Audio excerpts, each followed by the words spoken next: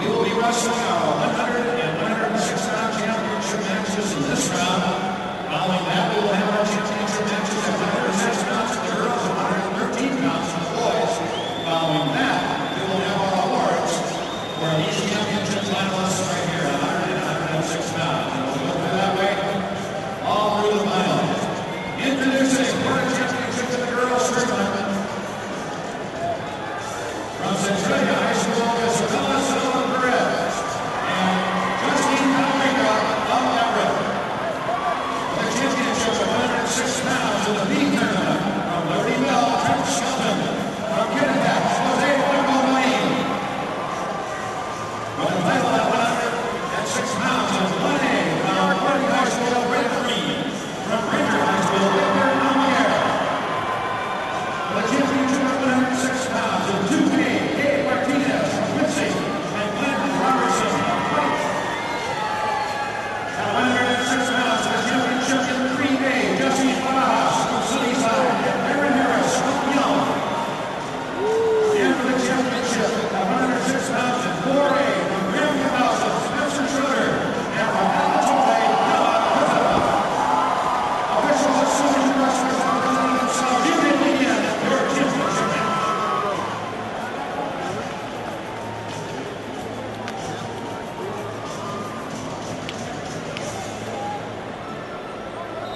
Well, good afternoon and welcome to the Tacoma Dome.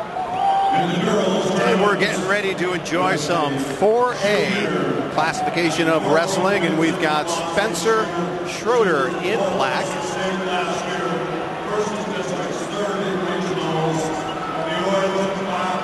And Noah Cazzetto. No, Cazzetto's in gray. And we're just about ready to get the MAC Classic off to a fine start. Spencer got here, of course, with 3 victories. He defeated David Yingling, Kenny Hobbs, and Fernando Leyva. And Spencer's already exerting his, he got 2 points on taking control of that one from Noah Cazzetto. And he's got him in a hold, in control. 30 seconds gone by in this initial competition between these two. Cazzetto defeated Todd Link, Chris Montalongo, and Brian Alonso to get here. Currently, Schroeder's up 2-0 over Cazzetto. Cazzetto nearly spun out of that right then, but Schroeder back in control. Halfway through this initial period here. And we do have a 2-0 lead for Spencer so far. Noah trying to get out of that, but right now they're a little bit of a stalemate. So in Schroeder's victories, one was in overtime. The one was by a pin, and he defeated another player 9-3. So a couple, one close one of 11-9 in overtime, 9-3, and a pin. So Schroeder looking to go for the pin, but Cazzetto spins out of it. Noah's in green. Noah Cazzetto. We're down to 20 seconds of the opening match. And this is the 106-pound classification. Schroeder from Graham Kapowson. And we're out of bounds there with 10 seconds left on the clock in the opening period. Cazzetto from Edmonds Woodway High School. His coach is Brian Alfie.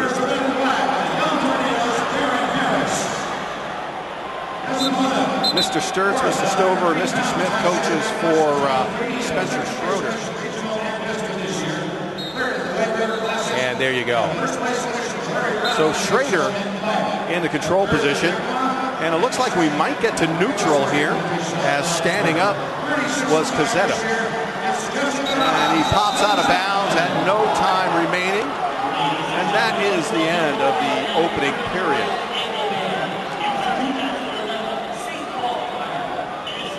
So with Schrader leading 2-0, we'll go back to the neutral position. And they're flipping the card out there. And the choice goes to Schrader.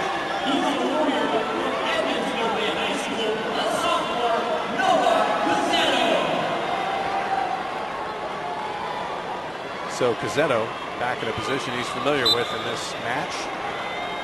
And Schroeder trying to keep control over him. And then look at this. Cazzetto nearly reverses it. That would tie it up. Okay, we're tied up at 2-all. And now Cazzetto is going to go for it. But Schrader, he's fighting back.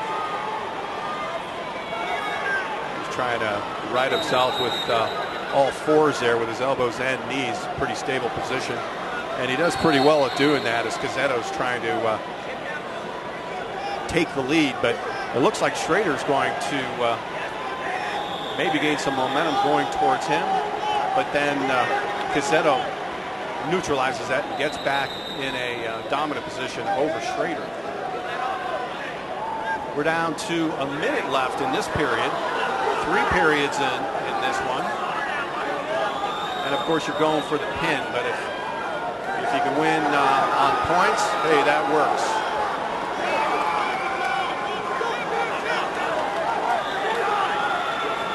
Down to 45 seconds in the period. Schrader trying to spin out of it and flip out of it, cartwheel out of it, and out of bounds they go. There they go. So we got a point scored by Schrader.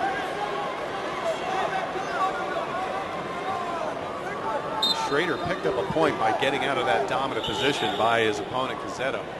So Schrader leading 3-2. And you can look at the ankles of the contestants. One's wearing a red band, one a green, and that's how you can tell the scores as comparing it to the scoreboard.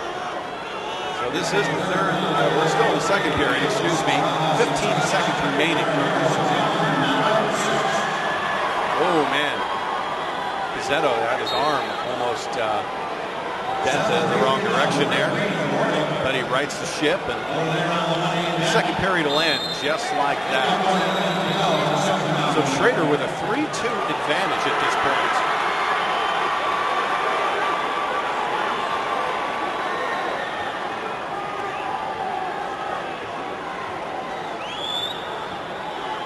This time Cazzetto will start in the dominant position. Last season Cazzetto placed 4th in district and 4th in regional. He's got a 3.56, 3.5 GPA. Season record of 39-3.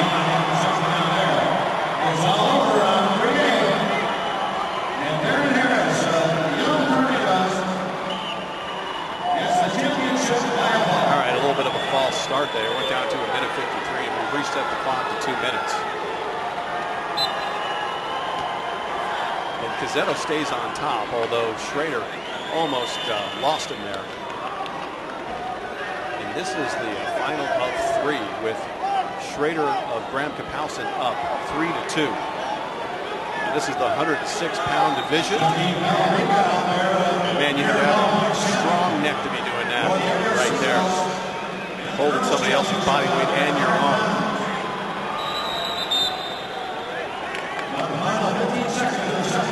Okay, a minute 30 to go. Schrader by 1.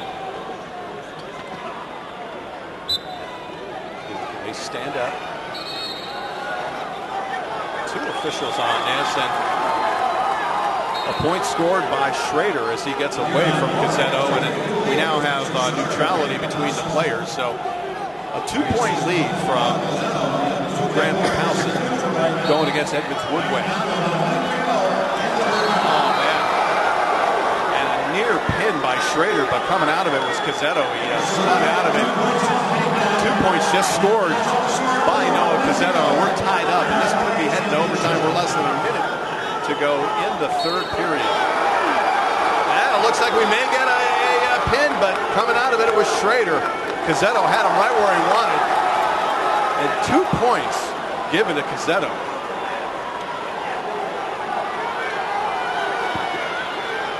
So now it's a 2-point lead for the player in control. Talk about not giving up, because Schrader appeared to be dominant most of this match, but Cazzetto in control at the moment with a 2-point lead. 15 seconds to play.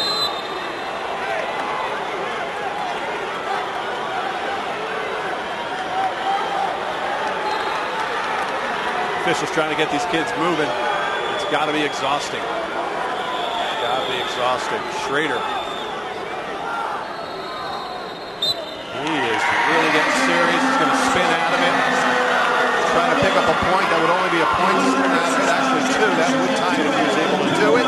And we're down to 5 seconds to play. 3, 2, 1. Cazzetto! Noah Cazzetto. And Spencer Schrader, he is happy with his performance. There you go. There's one happy kid. Noah Cazzetto.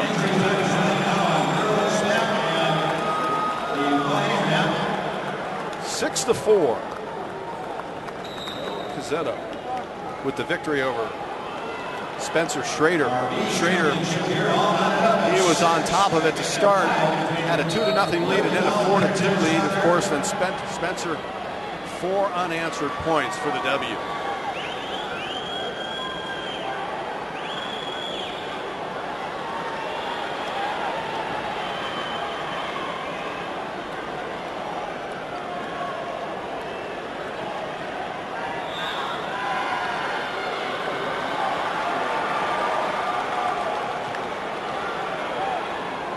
So the next competition will be the 113-pound division. And, you know, before we move on to that, I want to mention that in the 106-pound division, we know that Noah Cazzetto came up in first place. And second place goes to Spencer Black here in the championship round. But we do have 3 through 8 figured out. David Garcia placed third. Now that's going to be Kamiak, I believe, or Kamiak, I'm not sure. Out of Auburn High, Ryan Alonzo, fourth place in state. Fernando Leyva came in fifth, and that's and then sixth, Kenny Haas. That's Kentridge. Seventh place, Chris Montalongo, and eighth place, Tom Lake. So that was the 106-pound division. And now we have the 113-pound division. We've got a bit of a break before that comes up. And this one will be Tim Whitehead will go against Michael Wynn. And okay, we'll be back with the 113 action after this break. In our championship, Red Skelton, Liberty Bell, and Jose Pacalane, Cadets. Hi, we're Chris and Anna Groneveld, local dairy farmers from Monroe, Washington. The Dairy Farmers of Washington, along with Les Schwab Tires, are proud co-title sponsors of the WIAA High School State Championships. The Washington Interscholastic Activities Association supports high school programs and activities that keep our kids growing in mind and body. Today's high school students will be some of tomorrow's community leaders, and we feel it is important to do our part in helping foster an appreciation of community, responsibility, teamwork, and sportsmanship in today's youth. The WIAA helps provide those opportunities through athletic, artistic, and academic competition. Please join the Dairy Farmers of Washington and Les Schwab Tires in supporting young people in your community by attending your local high school state championships. For a complete list of events and activities in your area, visit WIAA.com.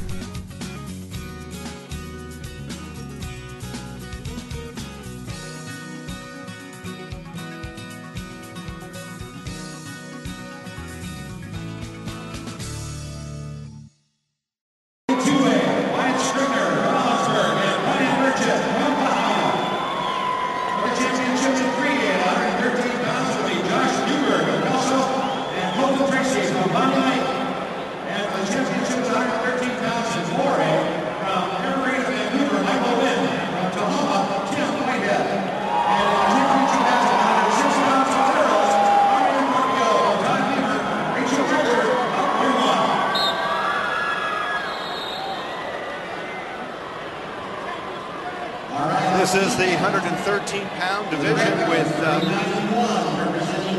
Michael Nguyen.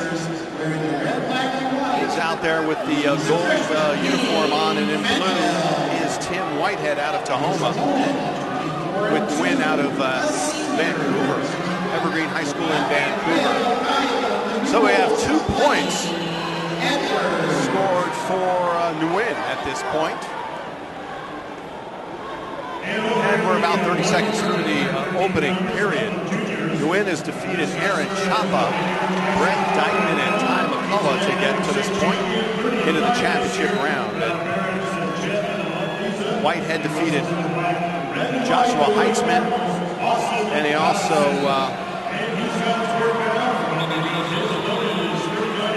took down Eddie Cuevas out of Curtis, Heitzman out of Kamiak. So still up 2-0 is Nguyen at this point. 1 minute to go in the opening period. A point scored on that move by Tim Whitehead. So it's 2-1 Nguyen. Looks like they had 2 points just scored.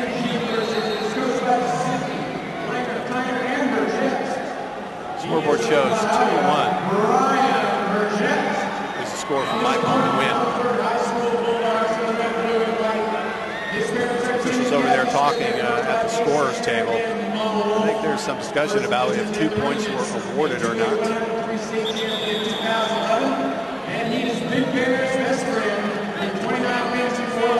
Okay, so we show 34 seconds to go in the first period. It's 2-1. Michael Nguyen over Tim Whitehead. And trying to get back to neutral is Whitehead, but Nguyen doesn't let him. Grab him by his legs. And Whitehead trying to spin out. That'll score him a couple of points if he can make that happen. 20 seconds remaining in the opening period. Down to 15. And they go out of bounds.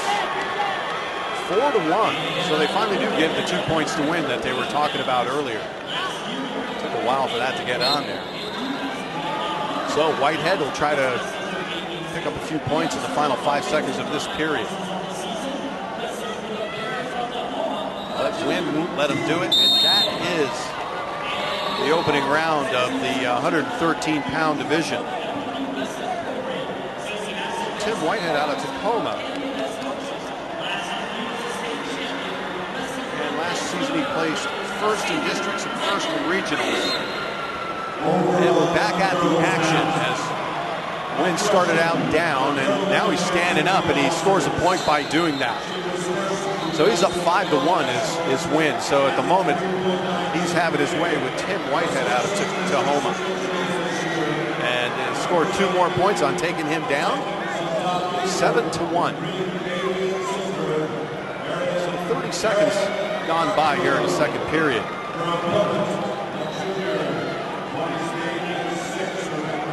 As far as Nguyen goes, last year he placed first in state and fourth in 2010. Okay, we got a point on the board for Whitehead as he gets away from Nguyen. Approaching 1 minute to go in this contest. And Whitehead nearly escapes him, but Nguyen had a hold on him and kept him down. So 2 points as Nguyen takes him down. And whoa, the officials had to stop that one. That looked pretty dangerous. And the officials, as you just saw, need to be quick here as well. So we're halfway through this one, if we go the distance.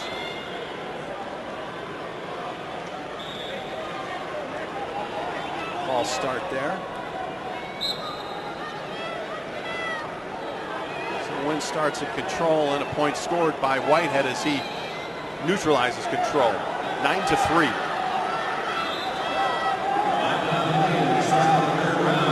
And he's trying to put a Nelson on Nguyen is Tim Whitehead. But Nguyen won the championship last year, and he's definitely up to it.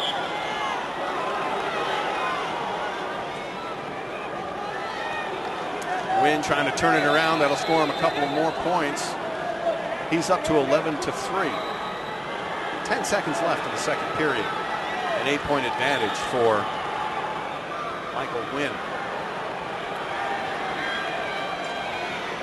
Wynn won his last 2 matches by pin. And he's not there yet in this championship, although he's given Tim Whitehead fits. Tim also came up with 2 pins in the opening round and in the semifinals. He pinned Eddie Cuevas, and he also pinned Joseph Damateo. 11-4 the score. Final period. Big crowd here at the Tacoma Dome. 8,000 or 9,000, 10,000. They look like they outdo the football games here in terms of fan interest. And we have a reversal there with Wynn back on top. And that gives them a 13-4 advantage. A minute and a half left in this one. And they stay inside of bounds. So the contest continues, and Tim Whitehead flips over on Wynn, scoring himself a couple. Whitehead trailing it by 7 points. And of course, you're never out of this one because you're down by 7, getting blown out. But if you pin your opponent, that's what you need at this point if you're Tim Whitehead. 1 minute even left to play, left to wrestle.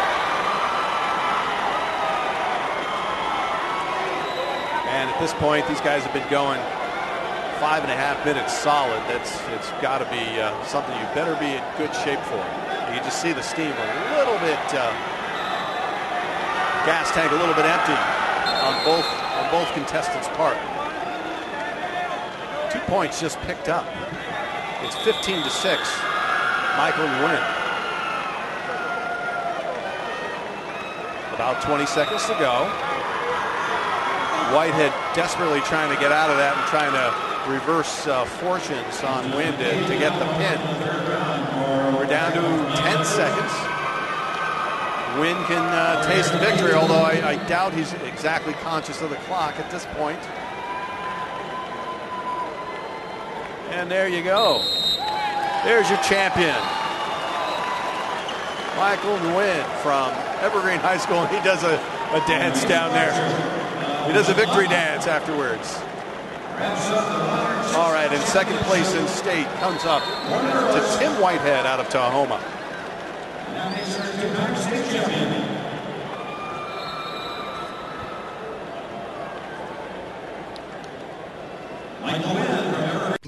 We were driving from Portland to California for a bike race when a tire went flat. We limped into Les Schwab, but it was closed for the night.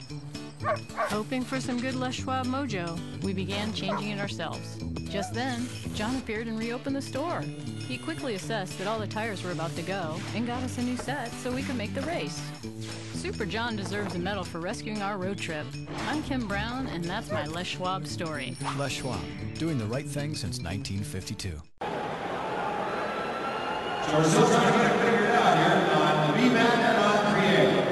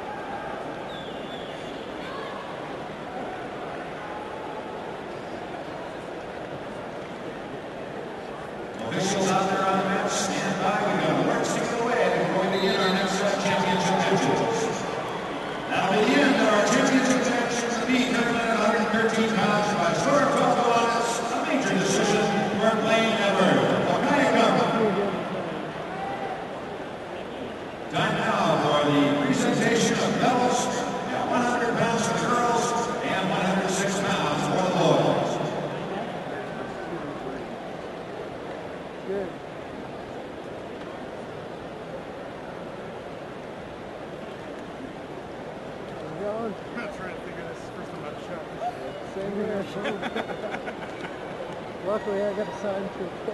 Yeah, there you go. I'm one more match and I'm out of here. I'm off at 7. You know what that number, that first match was? Is it 406? Our first match here? 404. I took a shot. 407. Okay, it's 407, 408, 409. Perfect. We'll figure that out. The sound technician for our music, please. Our music section.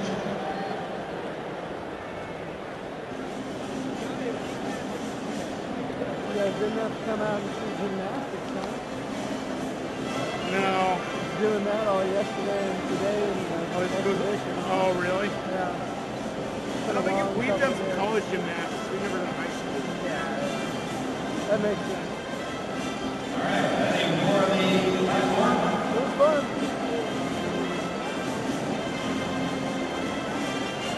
Our medalists.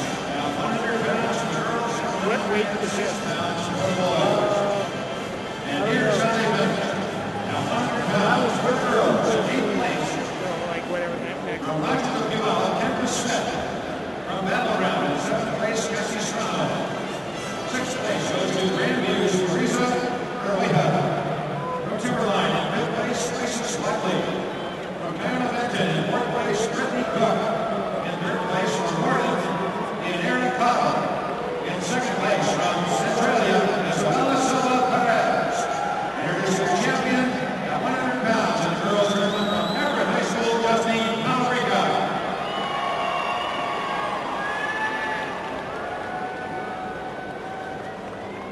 Our top 4 finishers in the B championship at 106 pounds were from Libertyville in 4th place, Taylor Woodruff. From Selkirk in 3rd place, Justin Gentry. From Libertyville in 2nd place, Trent Skelton. And from Kinnitas, your champion, Jose Papamani.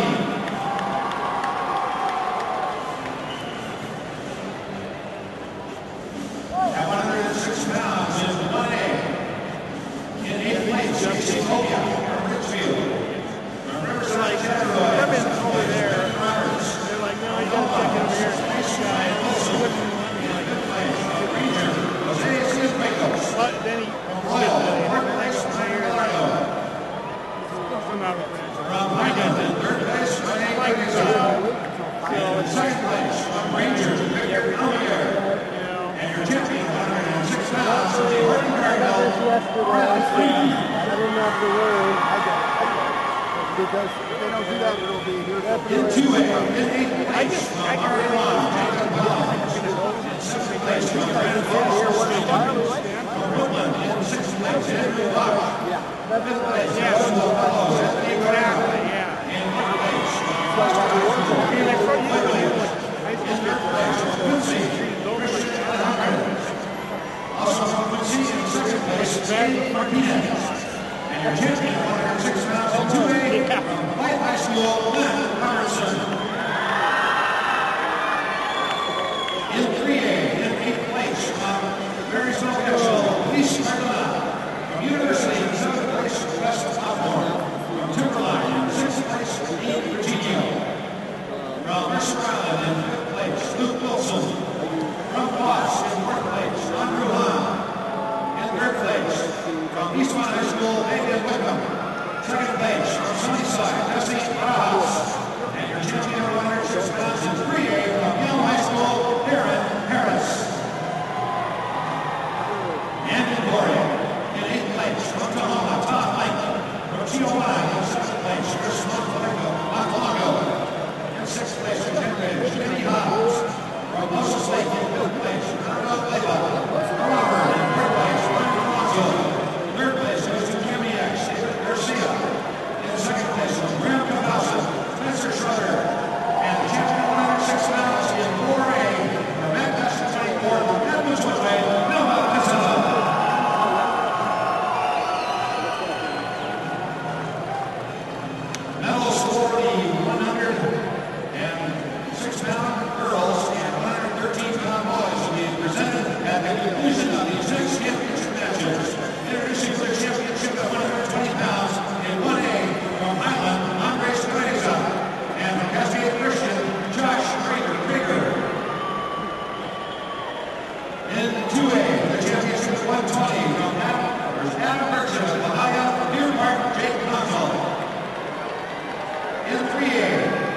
Strike 3, Ian Fly, Andrew Cunningham, Bonnie Lake. In 4A, Graham Cabasa, Taylor Salisbury, and Robert Green of Vancouver. All right, so we're ready to rock and roll with the 120-pound weight class, and we have Taylor Salzberg wearing black, and he's from Graham Kapowskin High School. And we also have the twin of Michael Nguyen, who just won the 113-pound weight class. He is in gold. That is Matthew Nguyen, and he's again, since he's the twin of his brother, out of Evergreen High School in Vancouver. And so we have not yet seen a pin here today. Coming into this competition, that's half of the matches for sure. What I've seen on my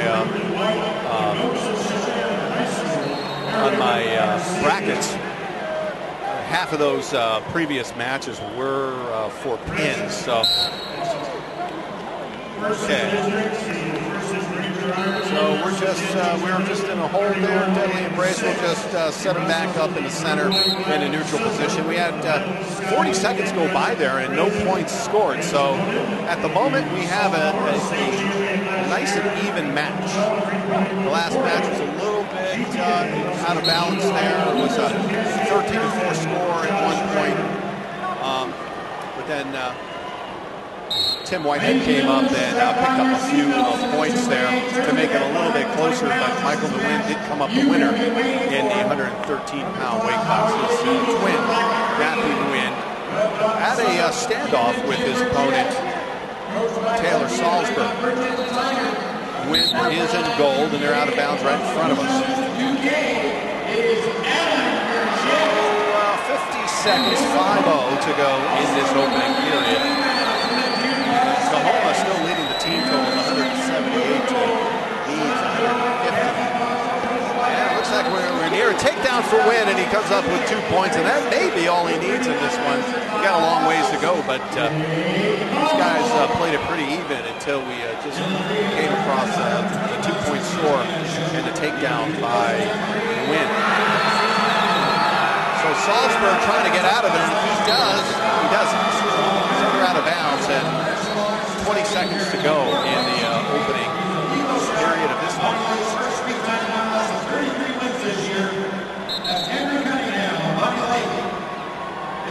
So Nguyen will start off over his opponent, Salzberg. Salzberg stands up, and he nearly gets out of it. He does. He scores a point, and he closes the gap to 1 point. It's 2-1, and out of bounds they go.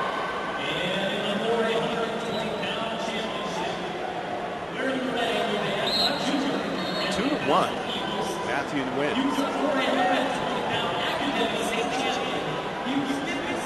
Guys have each other locked around about the head and shoulders, and that is the end of the opening period.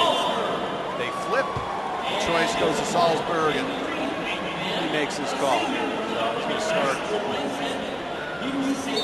over Matt Nguyen. Nguyen tries to get out of it immediately, and he's stopped by Salzberg. Salzberg still precariously in control, but no longer. 3-1 for Matthew Nguyen as he spins out of the hold by Salzberg. So now if Nguyen can take control, exert control over Salzberg, he'll pick up some points there. You pick up points when you go into control and you come out of control. So 3-1. Nguyen trying to make it a sweep for the Nguyen brothers here in the 4A competition, as his twin brother just won in the prior classification. So Salzberg down under, and Nguyen trying to maybe flip him. And now Salzberg is going to try to work gravity to his advantage the other direction, or the momentum. So they had a hold on each other, so they'll reset to neutral.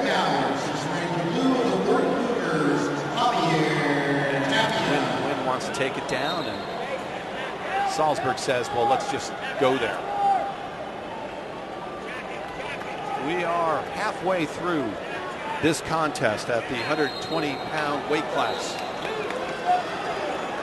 And Wynn just came up with a 4-point lead as he took Salzburg down.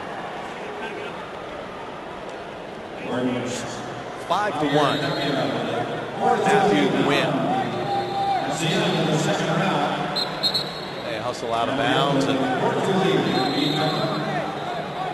Matthew Wynn decided he wanted to start back in the center, so he just picked up his opponent, carried both of him and his opponent out of bounds there.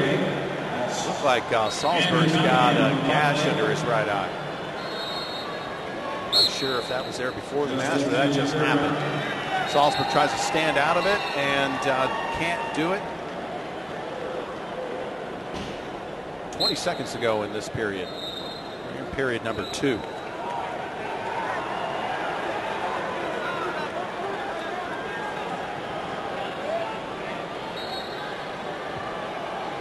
Wynn beat Bo Gleed, Steven Spear, and Mitchell Barker to get here. Now that was Salzburg's defeats, while Wynn defeated Joe Sherman, Blake Beard, and Cruz Velasquez. There's a takedown by Wynn. Actually, it was a keeping of the takedown because Salazar never escaped it. 5-1 still the score. And it looks like we have an injury. We have an injury. Oh, yeah. Salazar, they're looking at his right pinky. That may be it. Not sure if Salazar can continue. Salzburg got here with 2 pins and a 5-0 win in the semifinals. I apologize for that. Taylor Salzburg. I didn't. Yeah. Salzburg with his right pinky injured, or right hand. Let me just say that. It looked like he was holding up, the outside part of his hand. And they're going to continue this. And 5 seconds to go in the second period. So he won 5-0 against Bo Gleed. And he defeated by pin Kevin Spear out of Snohomish.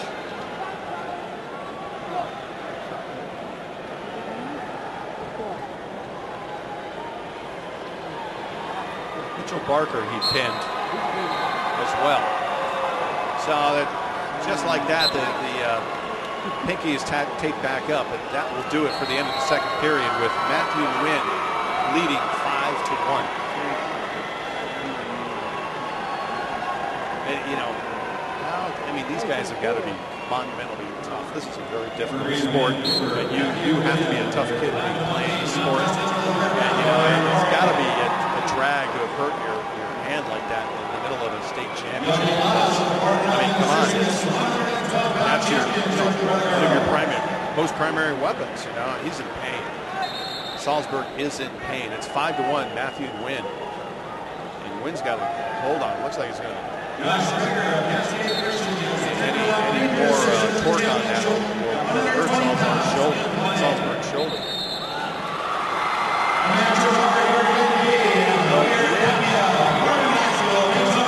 Still hold on to the 5-1 lead as he takes his opponent out of bounds, Taylor Salzburg, and prevents Salzburg from scoring points from sitting out of the hold. 40 seconds into this third period. And it was quite close, but Salzburg came up with a injured right hand, and they had to stop action in the second period with 5 seconds to play to tape it up. And he escapes and scores a point, so a moral victory for the kid in black, 5-2. And to win with the 3-point advantage and less than a minute to hold on for his 120-pound weight class state championship trophy. And my name's Don Buchel. Happy to have you on the WIAA network. Salzburg back down after a takedown by Nguyen. 30 seconds to play in this one. And Michael Nguyen, his younger brother in the lower 113-pound weight class, he did Nguyen just previously in the 2012 MAC Classic in the 113-pound division, and his twin brother Matthew looks like he's going to do the same here as he's leading 7-3. Salzburg just came up with a point, but that's not going to do it. And there you have it. There's your final, 7-3. Matthew Nguyen with the victory. Now his twin brother did a victory dance. Let's see if we get one out of Matthew. And he tries to shake hands with his opponent, and his opponent can't. Salzburg cannot shake hands with his right hand because it is injured. That is unfortunate. So you got to like the second place finish by Taylor Salzburg. Doing it under difficult circumstances, and a victory goes to Matthew Nguyen.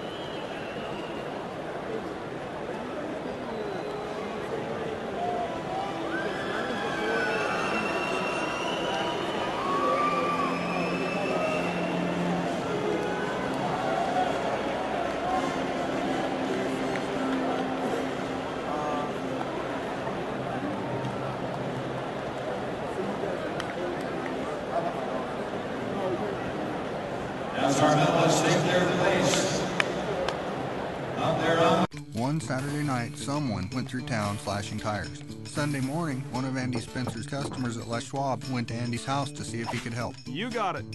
Andy got in his truck and drove up and down the streets, helping anyone who needed it. He worked at it pretty hard most of the day. That's all of them. Andy didn't tell anybody no. He really went above and beyond his duties as a manager and a neighbor. I'm James Hamilton, and that's my Les Schwab story. Les Schwab, doing the right thing since 1952.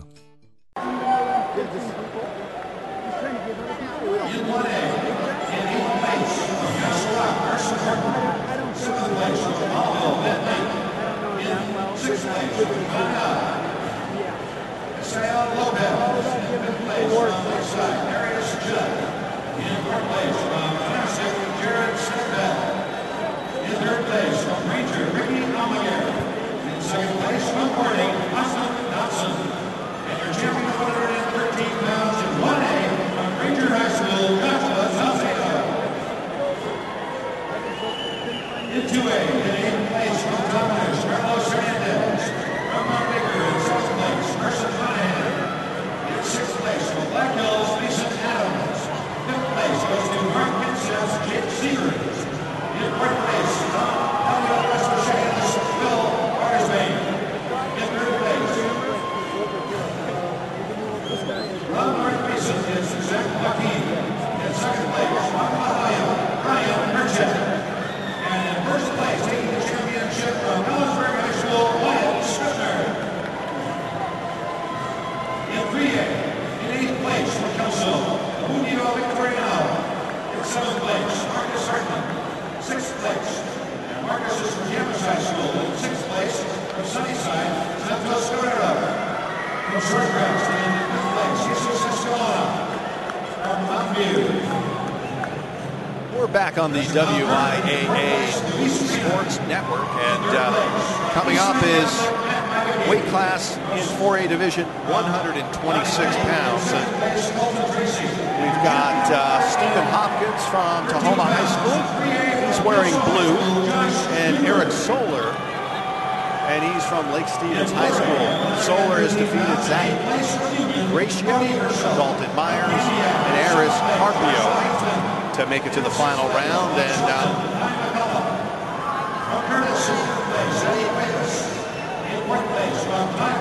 And to get to the final round, Stephen Hopkins of Tacoma. He's defeated Colton Marino, Killian Page, and Jacob Sands.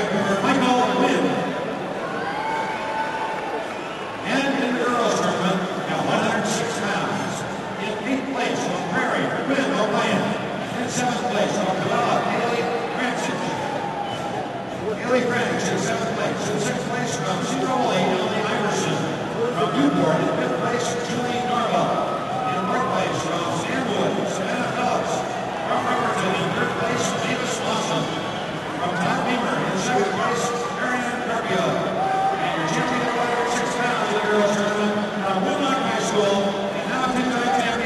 All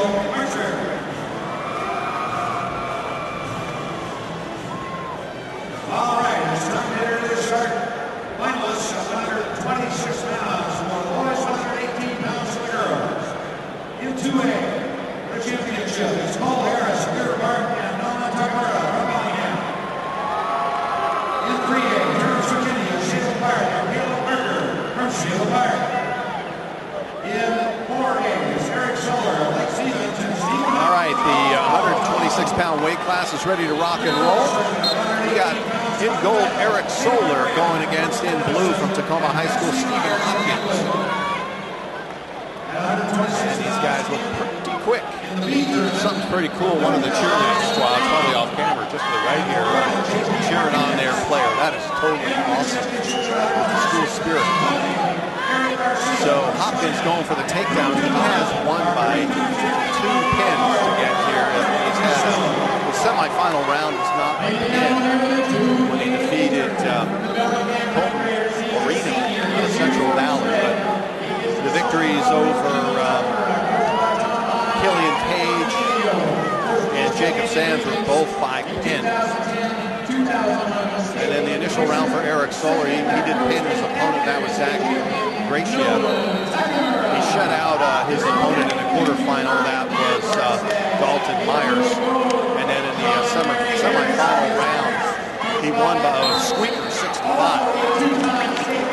So there's no score. We have a minute gone by. That's pretty much carbon copy of the previous round. Started off slow before Matthew Nguyen came up and solidified the Twins out of Vancouver, Evergreen High School. Yeah, it looks like we're going to have a takedown, and looking for a pin almost there, but no. Backing out of it is Soller. No points scored on that. No points scored. And Soller has Hopkins has his hand behind his back. He gave him 2 points, now he got him pinned. So Soller with a 2-point lead. Yes, Soller 2-0. And we have an injury. Oh, he pinned him.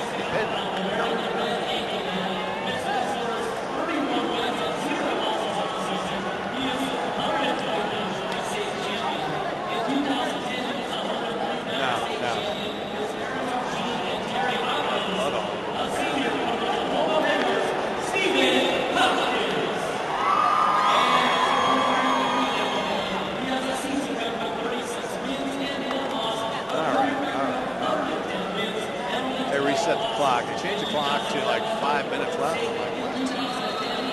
So I'm guessing that you got 5 minutes to rectify the physical problem that just occurred. I'm not actually sure what's going on, but a minor injury, let's call it, to Stephen Hopkins out of Tacoma High School. Got a big tease there. And then Eric Soller with a 2-point advantage here in the first period. So pretty much of a full house here at the Tacoma Dome. I mean, they could squeeze, I'm sure they could squeeze 2,000 or 3,000 more people in here. But this place is pretty full for this event. It's awesome. Okay, so let's see if Hopkins can spin out of this, but Soller picks him up, keeps control of him, brings him right back down. We're down to 20 seconds in the opening period. Of course, Hopkins was slightly injured, so play stopped there momentarily. And they step on off of the proper boundary of play. So they'll, for 14 seconds, start off again with Soller in command. And that was a nothing. We're going to start over there. So the official said there was something wrong with that technique. 10 seconds in the opening period.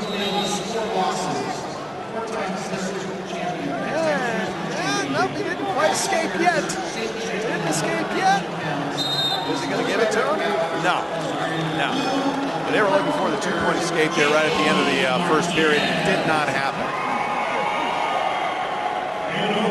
Eric Soller out of Lake Stevens came in 4th in the 112-pound weight category in 2011. 11 and 5th in the 103-pound category in 2010.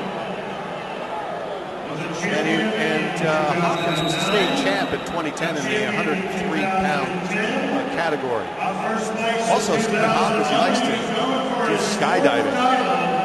So that's pretty good. He likes to live life dangerously. I mean, if you're a wrestler and you're living life dangerously, you're not going to get out untouched, you know?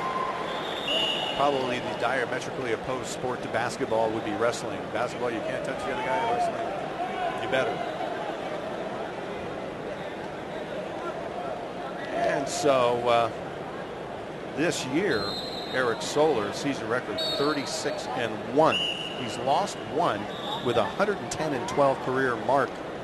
31-0 for Hopkins. He's undefeated this year, and Hopkins is trailing. Okay, now it's obvious. He's got a bloody nose. I did not see that until this moment. So I'm sure all of you out there watching the video, you caught that before I did. But cleaning that all up, which is good because they allow the kids to continue to compete. And, you know, any sport, they're going to make sure the bleeding is stopped because of the, you know, the possibility, potential of the transmitted diseases through blood. So, got to take every precaution in safety. Although that flies in the face of even wrestling at all, right? Doesn't seem to be that safe of a sport. So we're in the second period with Eric Soler leading 2-0. And the undefeated Stephen Hopkins trying to spin out of it. And it looks like he might get there this time. And we haven't given any points yet because Soler really hasn't relinquished control. So almost 30 seconds gone by in the second period here. They are 2-minute periods. Okay, we got a reversal with Hopkins tying the score at 2. And nowhere's near pinning his opponent, and we can get a good look at the right shoulder of Soler. And they step out of bounds or roll out of bounds.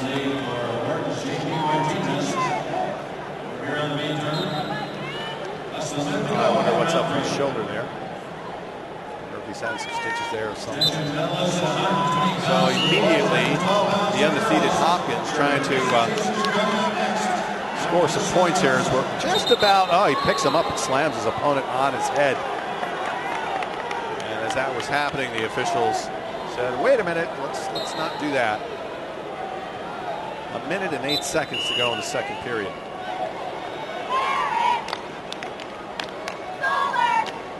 Now we're down to the minute mark. The clock does stop every time they go to the center circle like that. Still tied at 2. Tied at 2.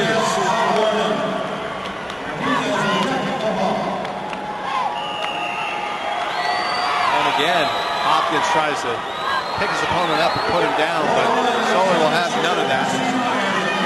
30 seconds to compete in the second period here at the WIAA Mat Classic on the WIAA network. Down to 20 seconds. See if Soler can get out of this and score himself some points. So Hopkins tosses him out of bounds. So point scored against Hopkins. The crowd doesn't like it. So an upset in the brewing, although 16 seconds remain in the second period. Plenty of time in this one.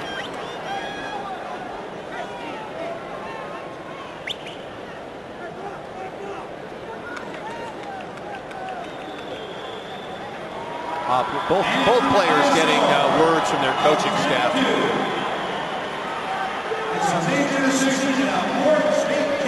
Okay, the officials have figured out the scoring. We're going to get going with 16 seconds to go in the second period.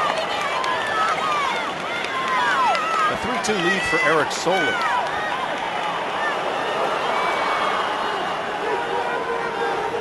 Soler looks like he's going to get, or leaning towards getting control over Hopkins. He escapes, scores a point. There's 4-2. So Hopkins has not really had that close of a match. He won 6-2 in the semifinal and pinned his opponent in the first 56 seconds and in a minute 51. So now they're at the third period, and Hopkins is not really in familiar territory, trailing by 3. He does need the pin, though, and he, of course, can do that. We are watching the 126-pound weight class. And they have each other in, headlocks, let's call it. Ear to ear. A minute 40 to go before we crown the champ in the 126-pound division. And a move made by the player from Tacoma High School, and a 2-point reversal for Hopkins as he just improved his chances of keeping his record undefeated, as he's currently 31-0 against Solar's 36-1. Solar in gold. And they'll go neutral to start this one off. Hopkins in blue. Solar goes for the knees.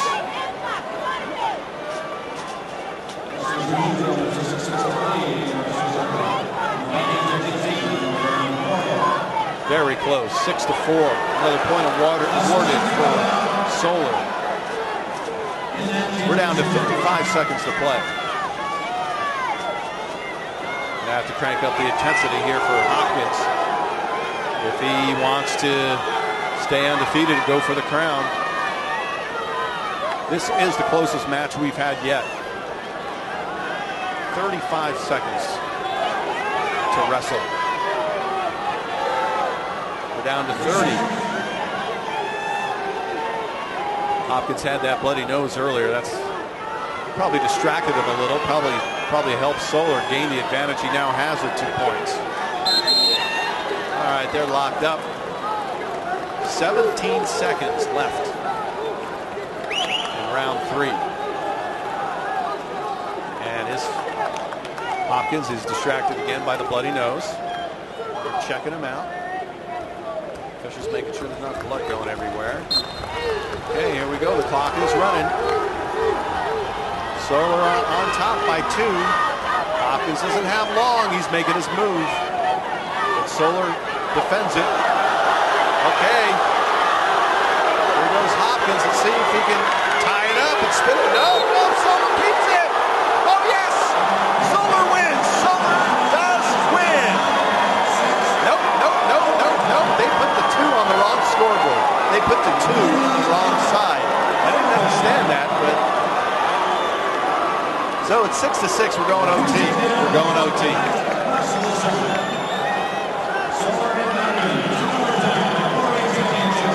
All right. So Hopkins, he was undefeated and he was going down for the count, but 3 seconds left. He flipped it. So now he's got the psychological advantage, I would say. No takedown. Both guys still technically neutral at this point. This is just a minute. This period is just a minute. All right, 2 points, and Eric Solar pulls off the upset as he wins it 8-6 in the 126-pound weight classification. And Stephen Hopkins suffers his first defeat of the season.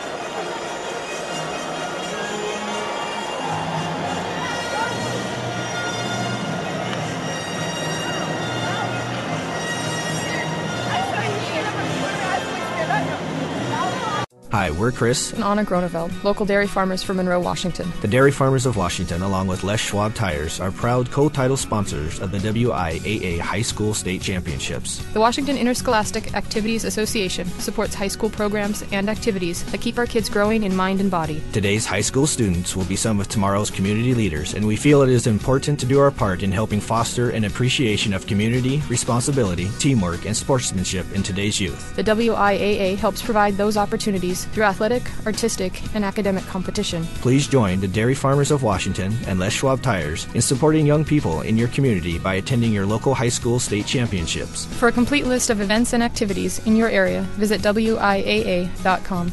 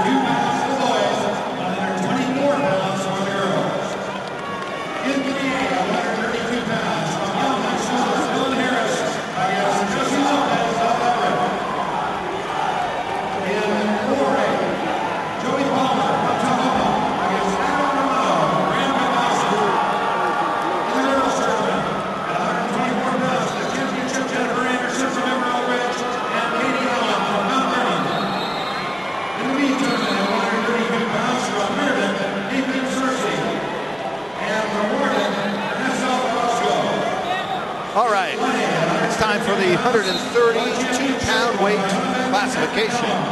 Joey Palmer in blue out of Tacoma High School. We just had a Tacoma player in the previous match. And we have Adam Romano from Grand Halson High School, and he is in black. So currently they're both neutral, although it does seem like the edge for Romano a little bit at this point. Seems to be tilting the scales in his favor just a skosh there, but that doesn't count so far. So 30 seconds passed in this opening round. And they get back up on their feet, so they're still in a neutral position.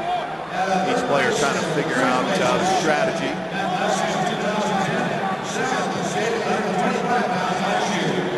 Neither player in the finals last year. Romano was a state qualifier in 2011.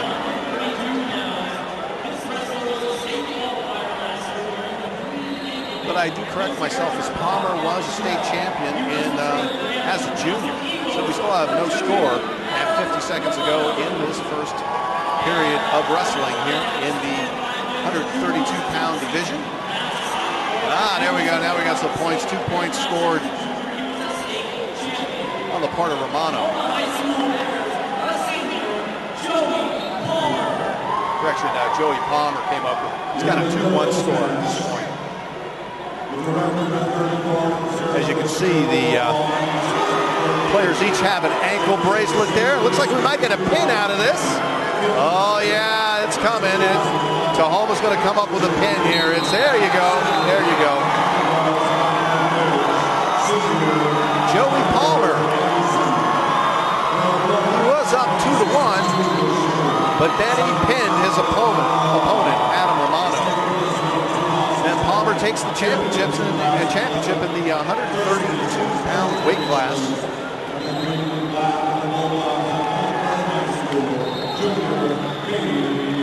And Palmer had a pin in the opening round, and none in the quarters or semis, but now in the final round, he pins Adam Romano. The record of 28-7. Finished third place at 103 pounds in 2010. He's coached by Steve Beckstrom. He's wearing the maroon gray of the River High School Indians. Nathan Sorsey. One Saturday night, someone went through town slashing tires. Sunday morning, one of Andy Spencer's customers at Les Schwab went to Andy's house to see if he could help. You got it.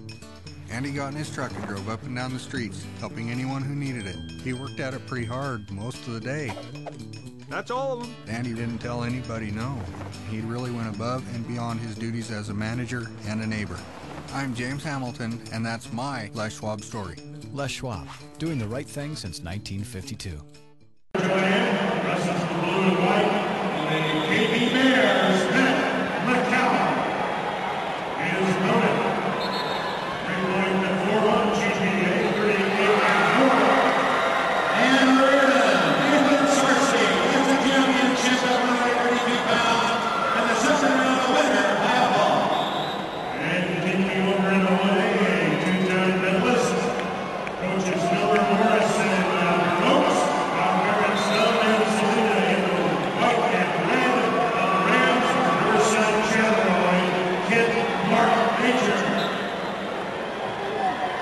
And the knockdown drag out of the 283. These are 132 pounders, both of the seniors. One from the Tacoma Wildcats, who are Gray. His parents are Ramona and Alfredo Arredondo, coached by Johnny Pepe and Manuel. Second, the 3.4 GPA at 36 wins and 3 losses. He is Aaron Arredondo. His opponent from the Olympic Trojans in blue and silver. Son of Brandon Patty Knight, coached by Troy Zimmerman Britt. He was first in 2011, second in 2010, with 34 wins, 2 losses. Currently leading by 1 point, that is By WIAA.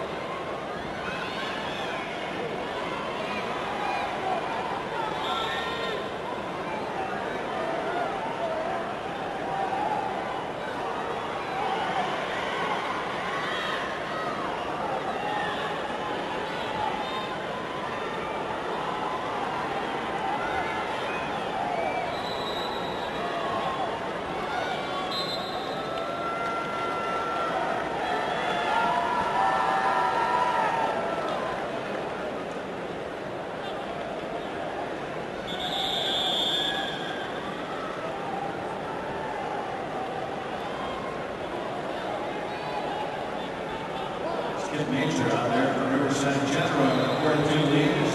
We go less than 10 to go. There you go there.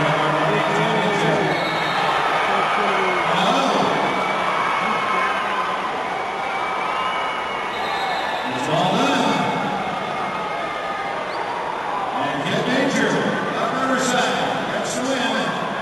WIAA.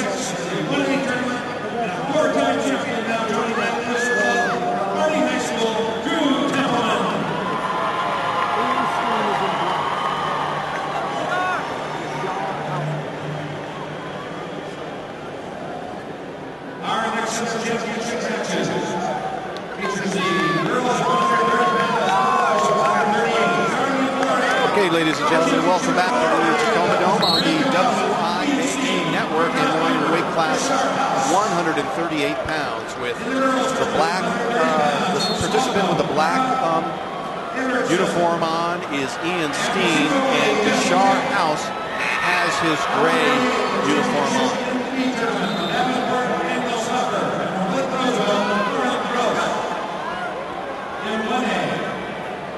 So far, about 30 seconds gone in this initial round, and no score on the scoreboard. And the red anklet being worn by Ian Steen. So when the scoreboard lights up with a point, you either look at the anklet, either the green or the red, to figure out who scored the points. So they're out of bounds, and they'll reset with 1 minute and 11 seconds to go in this period. No points on the scoreboard as of yet.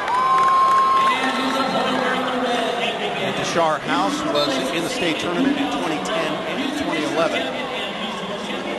Placed fifth at Tri-State in 2011. And as far as Ian Steen, placed fourth in the 130-pound division in 2011. Out of bounds, no, they stay in bounds. No points. 2 points looking good for Deshar House. And, you know, there may have been a little bit of confusion there. Someone may have thought, hey, you know what, I'm out of bounds. I'll just let up just a tiny bit. And with 33 seconds remaining in the opening period, 2-0 is Deshar House with the advantage. Officials talking about something. And House defeated David Munding out of Meade, Clayton Smith out of Tijuana, and Kent Lake's Colton Marlowe to make it to the final round. None of those were pins. 2 of 3 pins for Steen in the previous rounds in both the quarter and semis. In the opening round, he beat Brennenstall by a 10-2 margin. So a point scored by Ian Steen. Deshar House still on top, 2-1. And there's another point. So we're knotted up as Steen takes a point to escape the control of House. And the first round is about ended right there.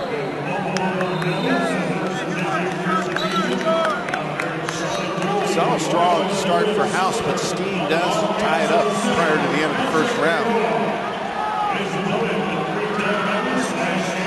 Joshua Smith and Kyle Everson and Brendan Ehrenstall, all victims of Ian Steen in the opening rounds of this tournament. Marlo Smith and Monday Deshar House victims. Steen with control, and looks like House is looking to get away, and he does. He takes a 3-2 lead. Sporting the green ankle adornment there. Probably hard to see on the television camera. It's also worth noting that all the fans in the stands are also looking on those little scoreboards that are just perfectly sized for me on the television camera. But I'll tell you, in the prior contest, when there was 2 contests ago, when there was, it looked like there was going to be a win. They put the wrong points on the scoreboard on the wrong side, red versus green, and the place exploded. And I can't imagine they can see the points up way up there, 150 feet from here. You can probably just see the colors flash.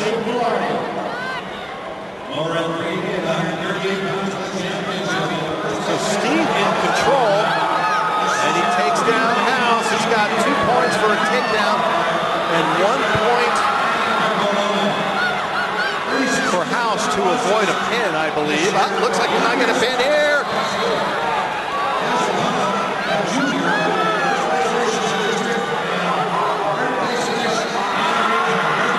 4-3, Steen on top. Official arguing that he's not within the circle, so it can't be a pin. Okay, there you go. Ian Steen comes home with the victory from Graham Kapowson. He defeats Todd Beamer's Deshar House. So Steen with 3 of 4 of his matches ending in a pin. And he comes down with that 148-pound weight class and gives kudos to his followers in the stands.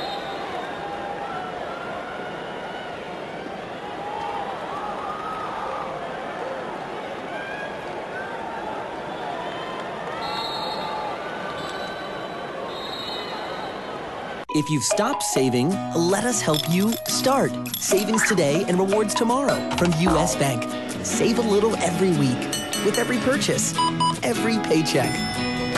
Watch your savings grow. When you reach $1,000, you'll earn a $50 rewards Visa card. Earn another $50 when you keep it for a year. Save for a wedding day, a family, or your house. Just start. All of us serving you. U.S. Bank. So for some reason, did you guys use one of gymnastics? We use these. You used the pieces. Did you use one of the Sonys for the truck? I can't get video out.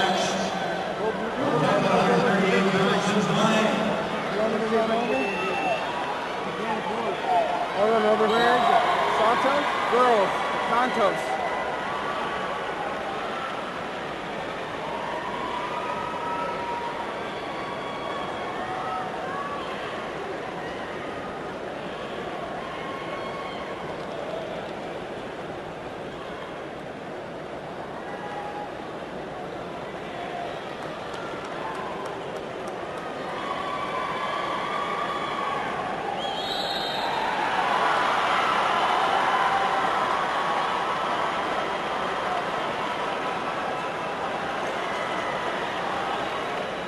Championship match in 1A is done. Winner by decision this morning.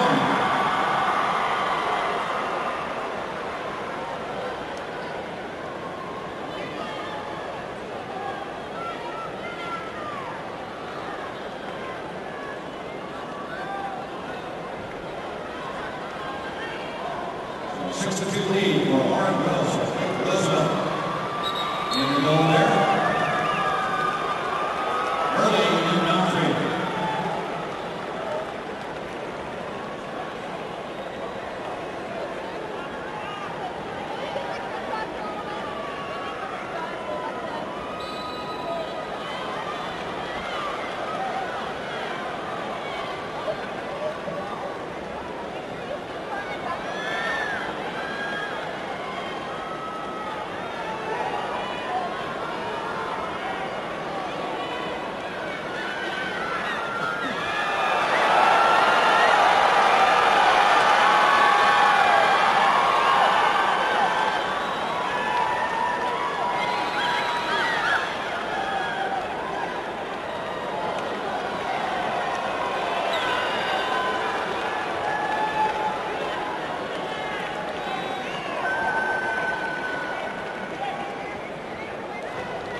4-1 lead for James Marty and Greg Vincent.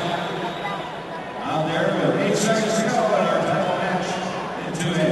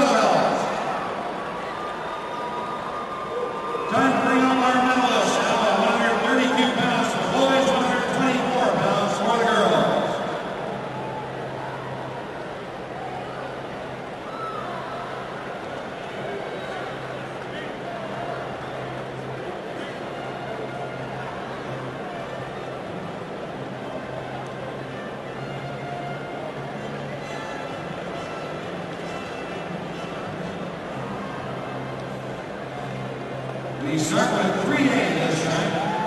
In 8th place is the 3A tournament at 132 pounds from Kenya, Harley Galt. We've got Jamaica National, Harley Galt. In 7th place from Capital, David Ritter. From Cecil Williams, 6th place, Jake Carroll.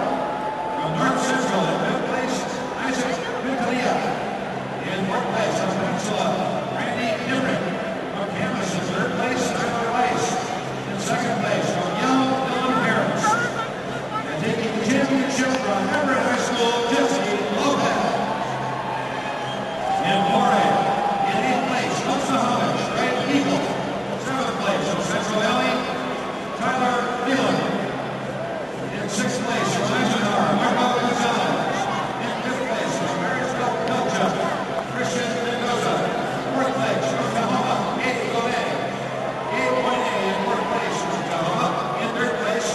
Union, Tyler Davis. 2nd place, Randy Blossom, Adam Romano. And Oklahoma, taking the championship at 132 pounds, Joey Palmer. The girls at 124 pounds, in 8th place from Abbott, Cecilia Mesa.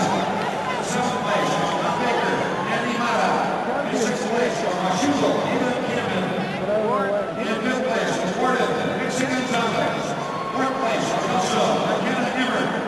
In 3rd place from Hello, Tatum Sparks. From Malcolm in the 2nd place, Eddie Allen. And your champion from Emerald Ridge, Jennifer Anderson. In the B tournament, 132 pounds, in 4th place from Caritas, Seth Holden. From Mary Walker, in 3rd place, Dean Kalugan. In 2nd place from Warden, Ernesto Orozco. And your 132-pound champion from Reardon High School, Nathan Schwarzy. In 1A, 132 pounds, in 8th place from Rochester, Jordan Colombo. In 7th place from Forks, Peter Graham. In 6th place from Momac, Alex Aguilar. Castlelock. In 5th place, Dalton Gonzalez. 4th place from Foyle, Danny Barras. 3rd place from Zilla, Cortez Fernandez. 2nd place from Bayona Benton, Matt Picallo. And winning the championship from Riverside High School, Kip Major. And finally in 2A, in 8th place from Sumner, Jeremy Jackson. From Evergreen of Yakima, East Valley of Yakima, Logan Margo. In 7th place. 6th place from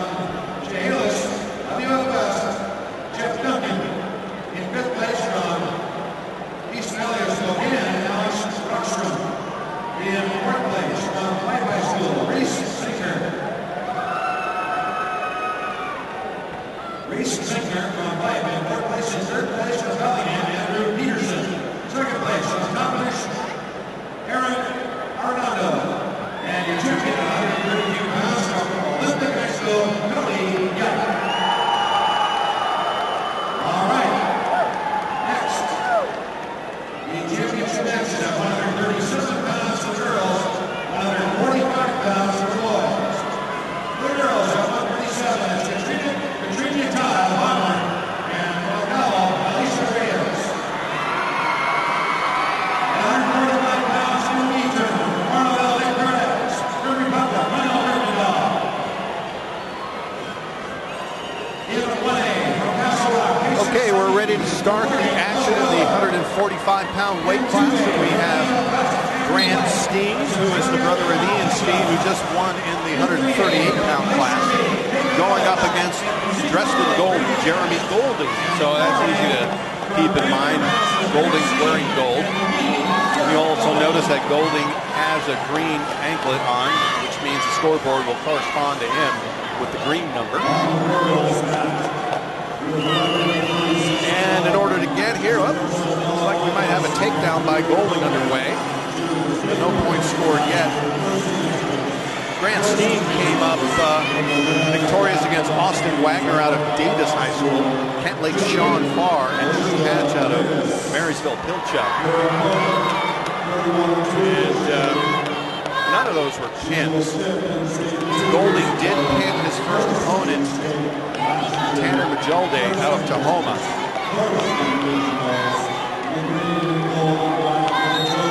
Actually, his first opponent was Nate Mead out of Auburn Riverside. He also defeated Damian Jackson and Tanner Majolde in the quarterfinals.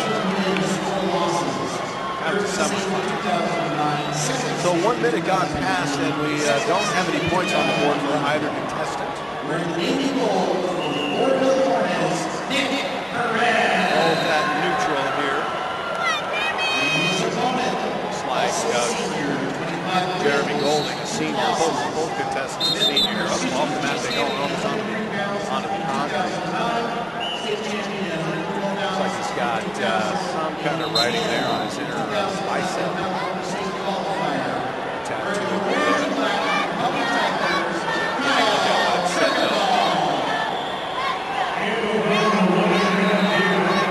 Center circle. Maybe I can make it through the first round with no points scored, which would be a first this evening at that Classic. As you're listening to the WIAA network and watching, of course. Under 5 seconds to go here. Oh, do we have a takedown there? Not quite. No. So we will finish the first round with no points scored.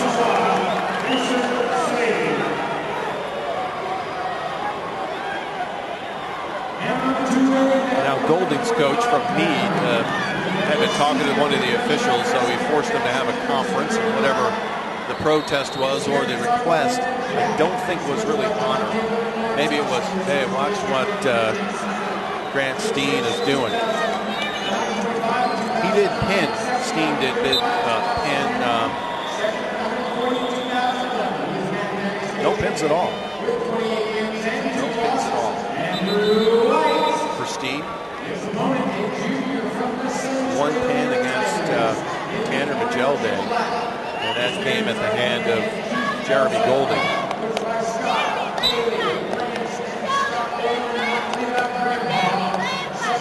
So we're in the second period, and this is weight class 145 pounds.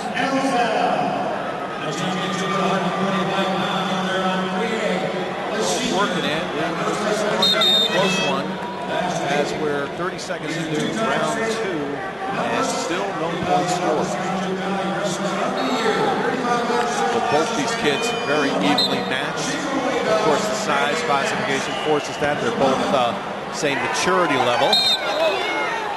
They flew off the mat. Otherwise, Golding could have picked up something there. Since they're both seniors is why I say that. It's a big deal in high school. I mean, when you're 16 or 17 years old, one year is a lot. You know, when you're 40, 50, or something like that, 1 year, nothing.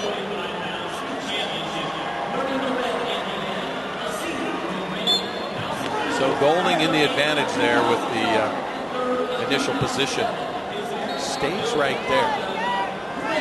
And Grant Steen just was announced over the loudspeakers. I guess they're just finally getting to announcing this match.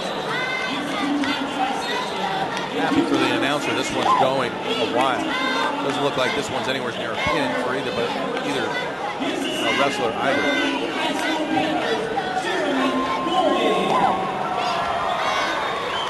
Halfway through the second round. One thing you have to watch out for in a competition like this with 6 mats going on simultaneously, there's whistles blowing. Usually a player is conditioned to stop play on a whistle, and there's other whistles in the arena. And so I just heard one a second ago, like that one. Where did that one come from? It wasn't our mat. So now we're to 25 seconds to play in this round. And both players holding their own. We are, what do you call it, a stalemate at this point?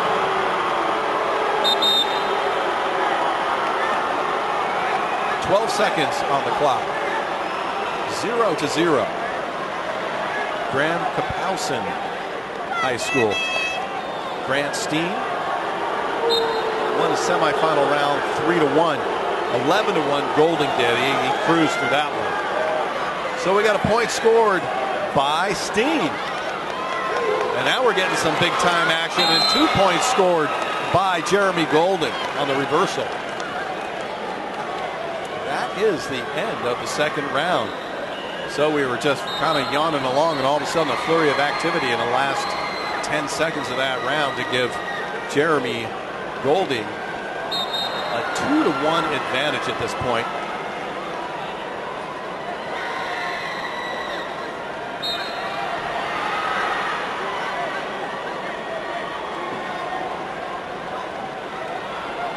Officials talking to the Graham Kapowson head coach.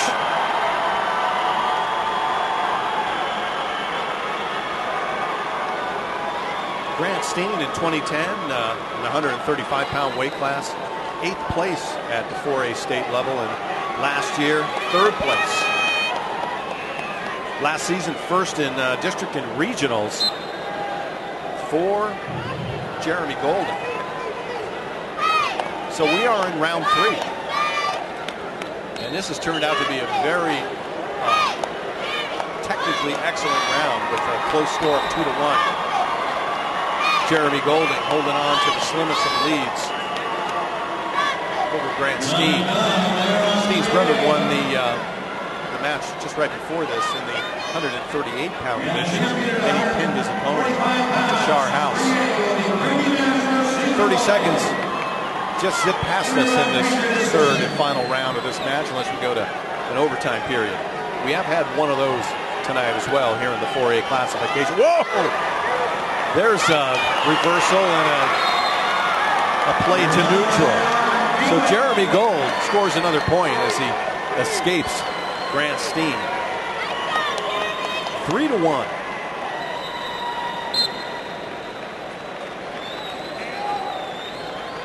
Players at a neutral position, neither player with an advantage.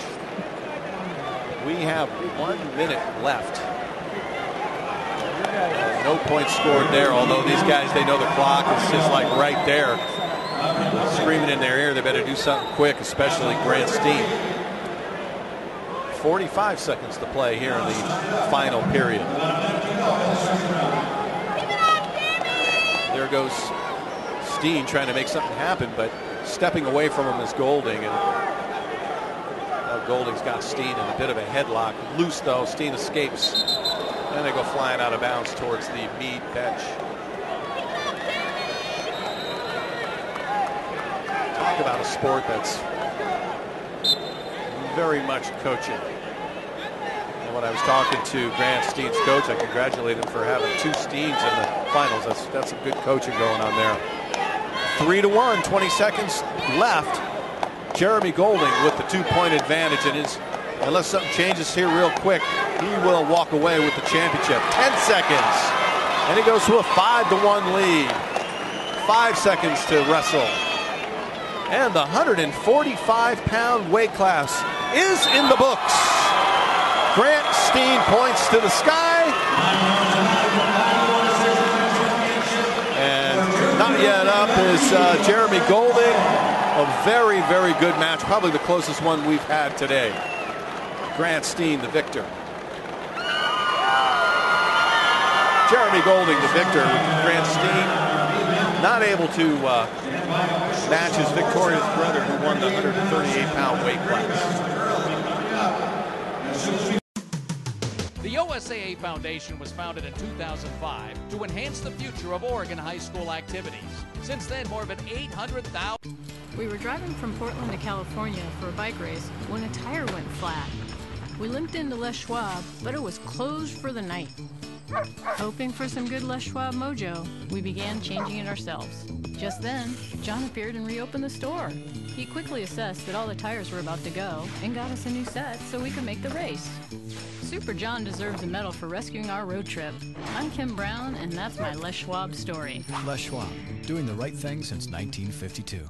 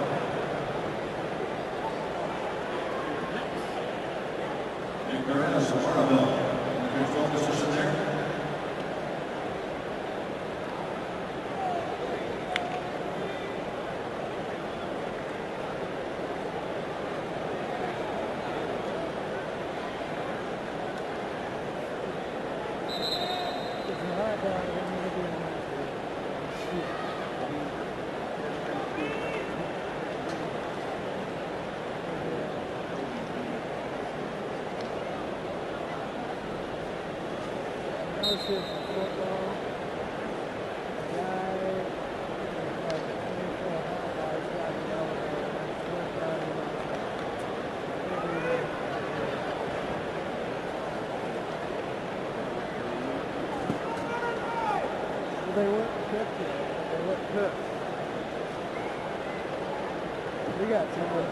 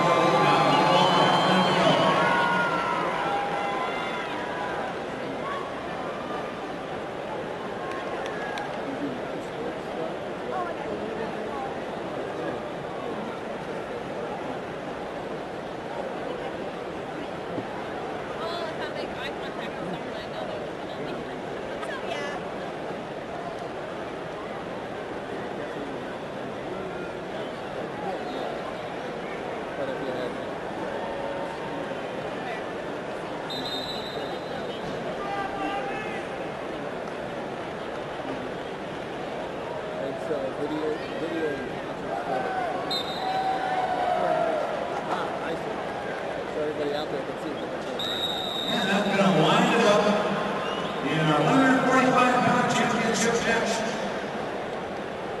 And by a 7-4 decision, Kyle Kirkendall, our Republic, is your champion. That makes him a 3-time state champion.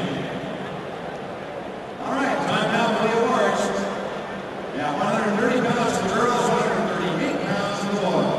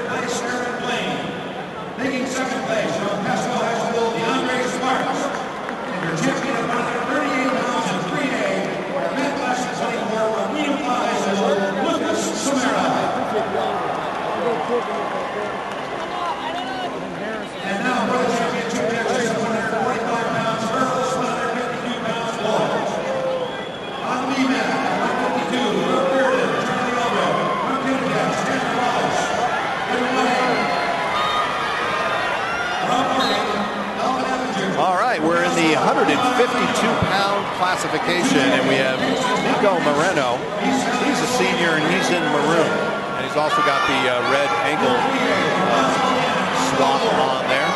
Going against Tyler McLean out of Meade High School. He is in goal. So we have 2 points just scored for Nico Moreno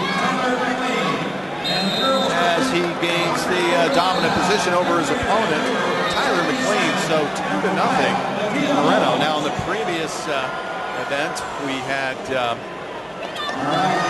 no scoring until the middle of or towards the end of round 2. So here we have some scoring in the first 30 seconds. So Moreno in maroon and last place in districts, first in regional. Second in state in the 145-pound classification last year, and the year before that in 2010, second in the 140-pound classification. Is a 3.0 student. You gotta like when these kids excel in school. So they walk out of their holds collectively, and they'll go to the center circle and start things off. Tyler McLean, he's a junior, while Moreno is a senior. Last year, McLean was sixth in state in the 130-pound, and that was in 2010. Last season was injured. So when we talked about in the last contest that they were both seniors, that the maturity can make a big deal. We have a 1 point on the board for McLean, so it's 2-1 Moreno. And in this contest, you have a junior Moreno. Moreno's a senior going against a junior McLean, and that maturity, as we talked about previously, can make a big difference. So we'll see if it pans out that way in this contest. Point being, you got an 18-year-old versus a 17-year-old, or 17 versus 16. So that one extra year growing up and experience will really help a senior athlete over a junior. The clock was not running. They finally got it running there. Now we're down to 30 seconds. It seemed like we missed about 5 seconds. So 2-1 on top for Nico Moreno. 24 seconds left in the opening round. And we have a 3.6 GPA for Tyler McLean. So the action about even in this 152-pound weight class as the kids get bigger and bigger. We work all the way up to 280 pounds. The big boys coming up at the finale of the event. And you are listening to the WIAA network at WIAA.com. So there's the end of the first round with Nico Moreno leading so far 2-1 over Tyler McLean from Meade High School. Spokane area. Oh,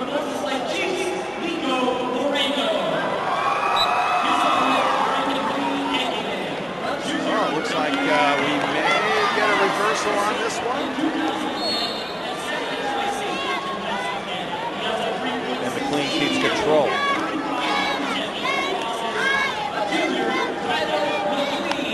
These guys are very well matched, as we can see. Tyler McLean trailing by 1, lead in gold. Moreno down under with his maroon uniform on.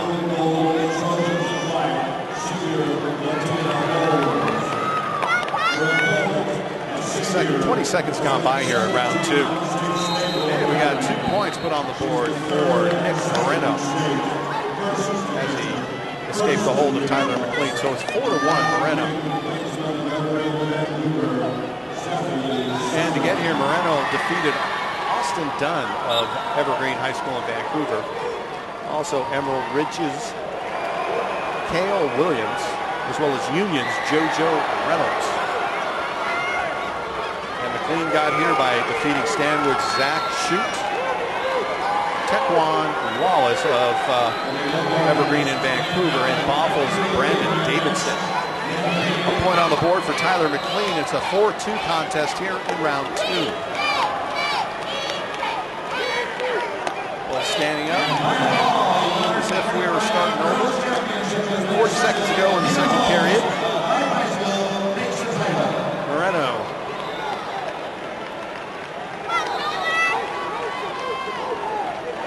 On top in terms of scoring. Goes for the legs, but that attack is thwarted by McLean. And 15 seconds to go in the second period. Tacoma Dome, pretty full, about 10,000 in the house. Big crowd.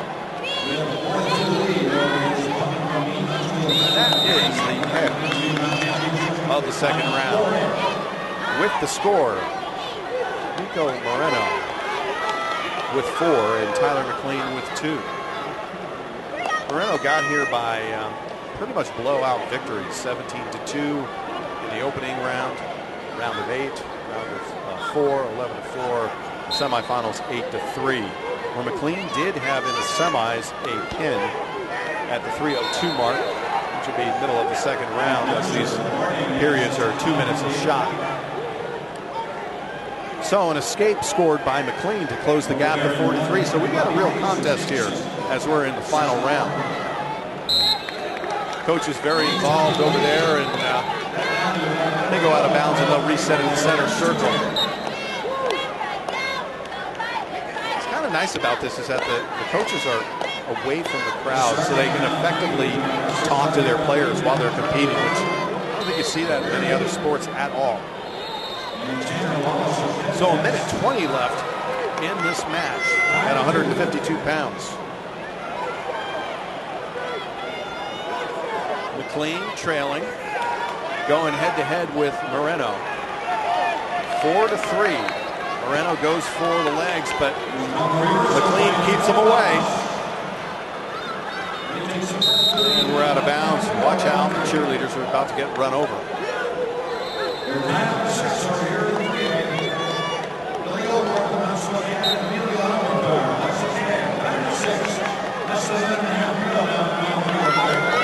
Nick Moreno from Moses Lake High School. He's got the advantage, but he's underneath McLean. But Moreno, there he is, 2 more points.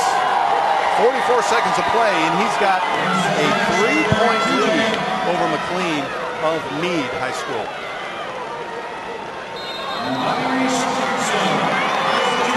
Meade in second place in the team standings. In terms of the high school. Then they go out of bounds and they'll reset to the center circle with a 6-3 advantage for Moreno.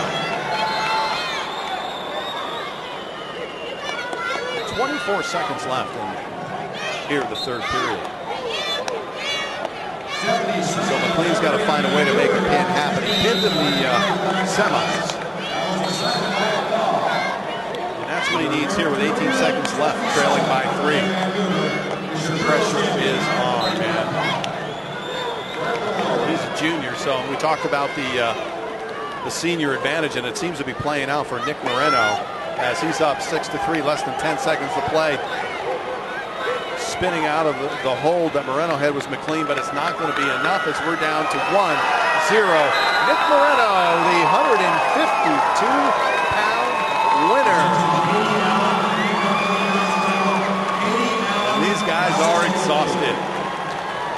He comes up with the technical fall. They call it the technical fall. No pin. He wins on points. So Nick Moreno over Tyler McLean in the 152-pound classification.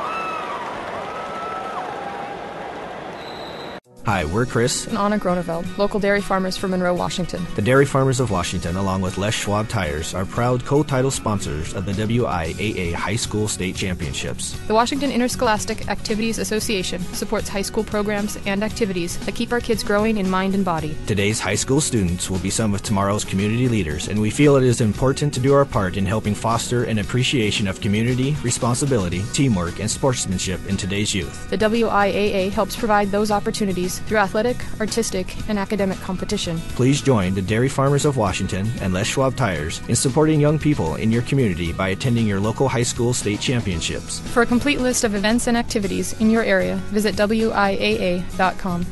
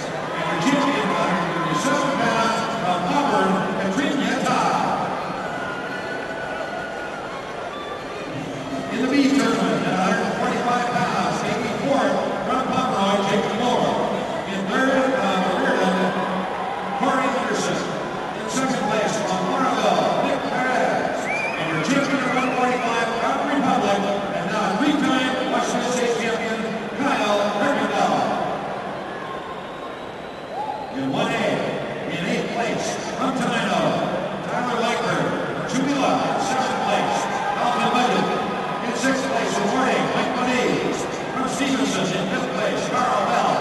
In fourth place, Lozilla Shane McMurray. From Alaska, in third place, Derek Kroon. In second place, Marty Moore. And your champion, 145 from Minnesota, Mr. Saeed. In 2A, in eighth place, from Mark Gibson, A.J. Millier. In seventh place, from Mark Mason, Ryan Carney. In sixth place, from Deer Park, Matt Miller. Fifth place, from Cedar Crest, Carlos Paladano. In fourth place, from Ellensburg, Amal Malaysia. In third place, from Blaine, Schaefer Hendricks. In second place, from Centralia, Kellen Pelzo.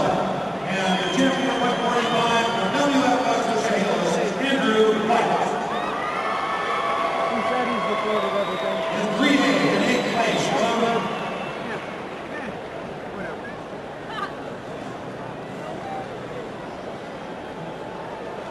from Bonnie Lake at the sea, in eighth place, from Hudson Bay in seventh place, Andrew Kamara.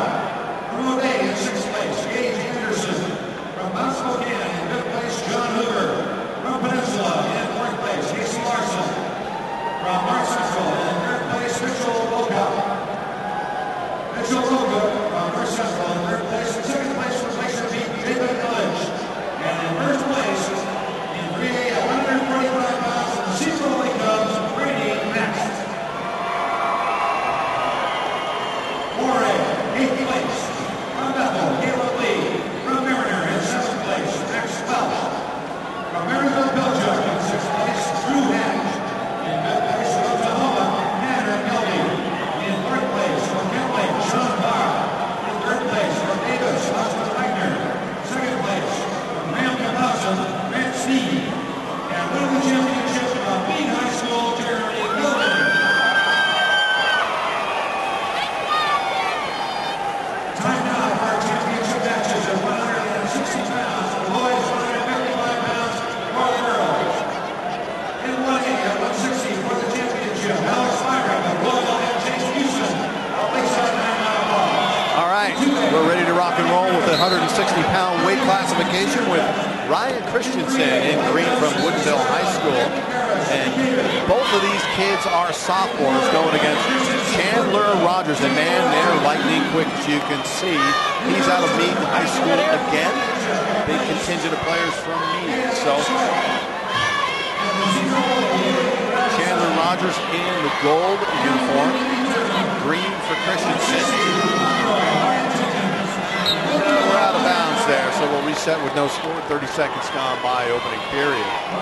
Ryan Christensen defeated Armand Morrill out of Snohomish, Tanner Davis from Central Valley, and Sean Bird from Arlington High School. And Chandler Rogers, he defeated Ben Small, and that was Gig Harbor's Ben Small. Juan Ariano from Battleground High School, and Anthony Thomas from Vancouver's Evergreen High School. Looks like we might get control exerted. Yes, we have 2 points for Chandler Rogers. And he has the red marker on his ankle, so that's how you work that scoreboard association. So 1 point for Christensen for escaping that hold on the part of Rogers. 45 seconds to go in the initial period.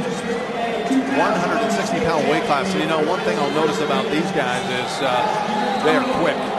You know, you kind of think that it wouldn't slow down a little bit as you get heavier, but these guys are the quickest we've seen yet.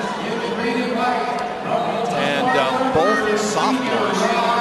So I think we're going to see some domination from these two, barring injury, going forward next couple of years here in the state. 2 for Chandler Rogers to 1 for Ryan Christensen. Christensen with the green uniform as well as the green strap on the ankle. So we're neutral. Christensen goes for the ankle, but Rogers will try to flip him over and take advantage of a little momentum that Christensen gave up. And that's the end of the first round. In the earlier matches, we saw some injuries, some bloody noses. One kid hurt his right pinky, and it just really sort of loses effort, because he was basically wrestling one-handed the rest of the match. So one thing you like about this is they immediately go to round 2. There's no issues, i.e. injury. So we just have a tie score at 2-up.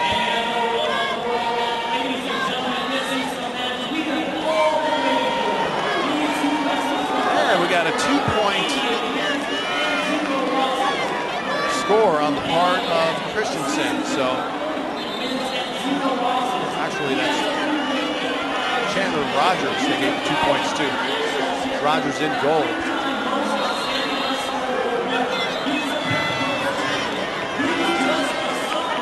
These guys grappling like nothing else in this round. Okay, we have a reversal, 2 points given to Christensen. So we're tied at 4. Mead second in team totals at 151. Sahoma way out in front there at 184. Third place, Grant Picasso at 134. We're in the second round, less than a minute to go in this one. We're tied at 4. And this is an exciting one, obviously because the same number on the scoreboard.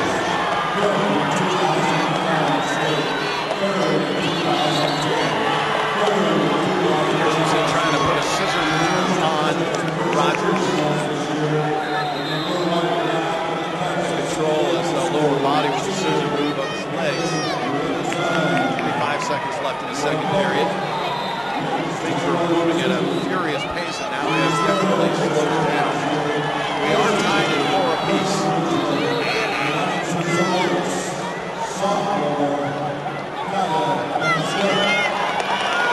Trying to get out of it is Rogers, but we're going to go down 3 to 1 second left in the second round. And we'll keep it at a 4-4 score.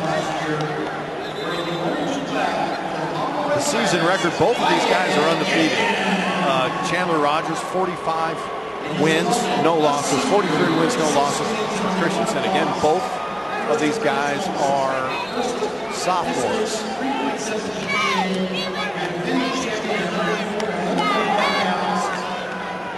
3.85 GPA for Christensen. Honor Society Wrestler Award winner. 3 times most outstanding Wrestler Award winner. And for Rogers, Tri-State champion, 2011 Rocky Mountain champion, 2011 freestyle 3rd place, and 2011 national champ. So this is the final period. 3 2-minute periods. And you see Rogers there exerting power and a good deal of control, but nothing that's getting him any points over Christensen as they're knotted up at 4. We got a 2-point score coming up for Rogers as they give him control over Christensen. So a minute 20 left in the final period, standing between Chandler and a state championship. Christensen will have plenty to say about that. Plenty of time left here as we're moving in on the 1 minute points remaining in this one.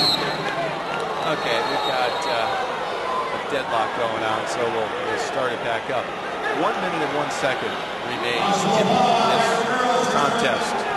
It's 160 pounds. 160 pounds.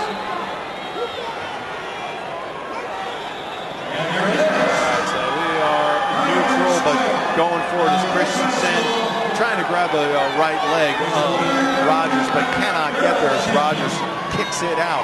So Rogers trying to get back on top, and control attempted to be exerted by Christensen, and they give him a point. Do they do Christensen? So it's a 6-5 contest.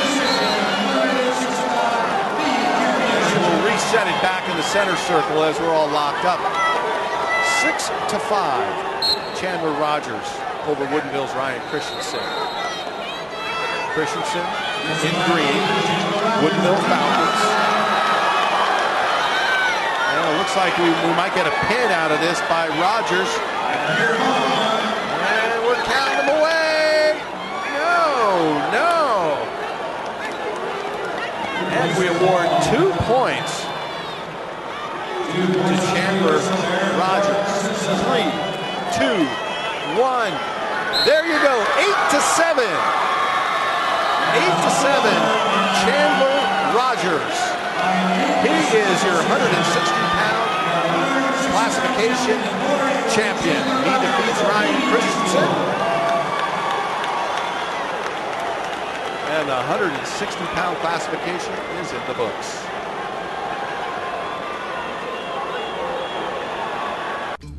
My friends and I were driving to the Salt Lake Airport to fly to a music teachers conference when our tires started going flat. We called the Les Schwab in Ogden, Utah, and they said, "Come on in." They were so fast, we didn't even eat the free popcorn. There you go. And we even made our flight. In a world where such great customer service is not always the case, it's nice to know there's Les Schwab. I'm Bonnie Lamborn, and that's my Les Schwab story. Les Schwab, doing the right thing since 1952.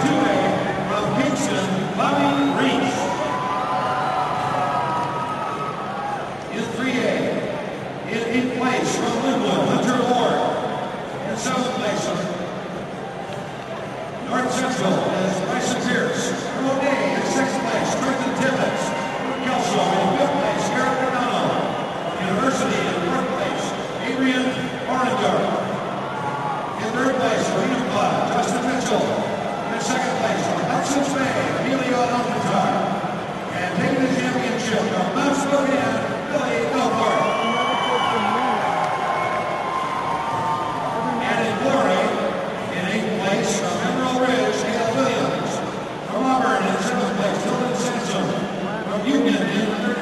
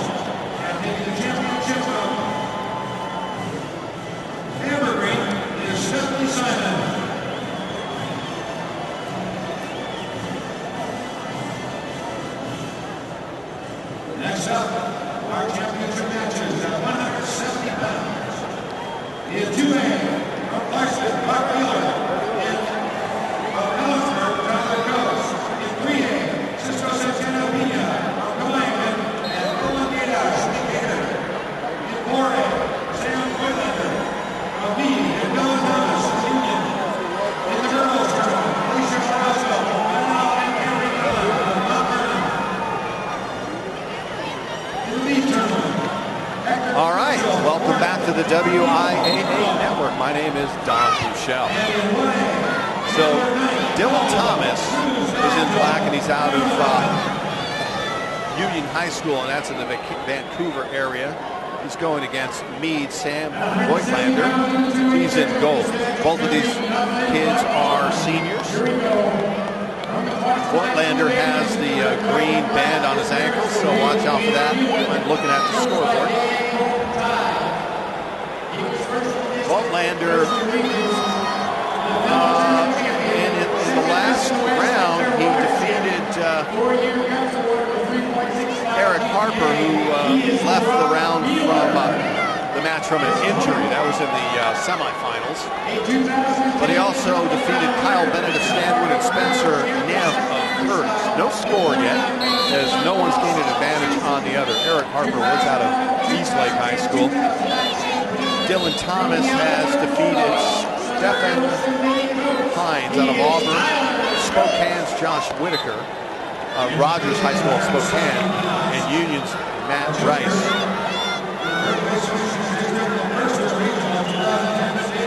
So Voigtlander looks like he's losing the battle there against Dylan Thomas in the black uniform, but Voigtlander spins out of it. So even though Thomas didn't have any points, he put him down and picked up two. Put him down and picked up two to Dylan Thomas. 30 seconds to go in the opening round.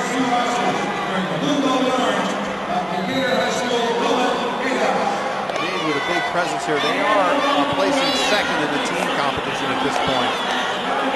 Dylan Thomas 2-0 over Sam Voigtlander. I thought they may have gone out of bounds, but nope, they're going to walk back into the center with the clock running the whole time. We're down to 5 seconds in the first period.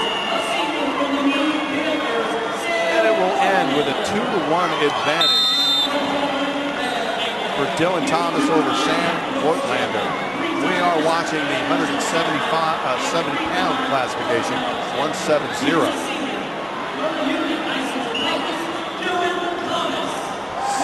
Sam Voigtlander, he's an Eagle Scout. You gotta like that.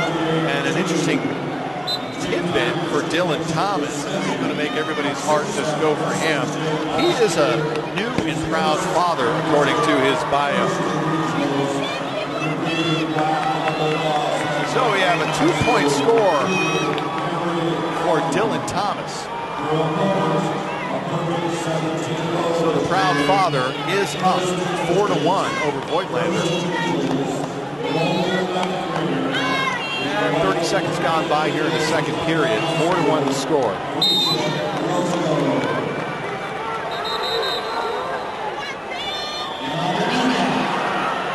So back in the center circle with James Voigtlander down below. In the apparent dominant position would be Thomas, but trying to make a liar out of that fact would be Voigtlander, and he's just about done it. But Thomas has a hold of his knee. Approaching the minute mark in the second period. They're slowly inching off and out of bounds, and there they go.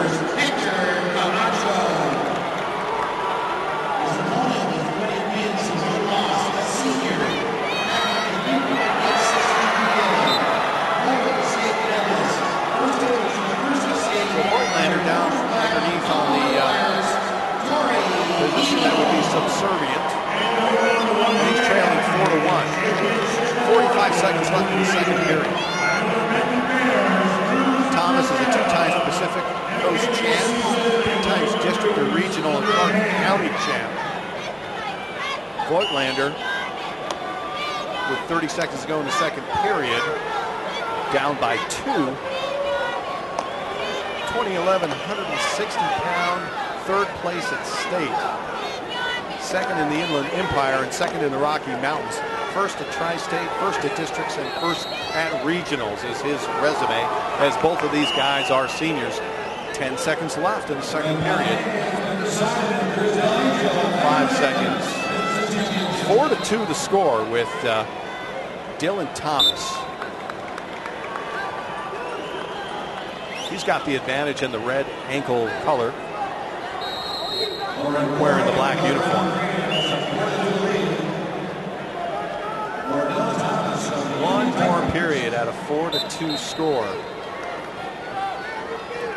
With Dylan Thomas leading.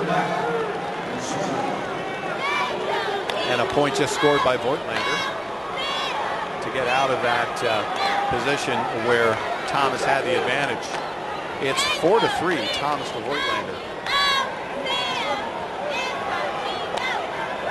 They are at the boundary.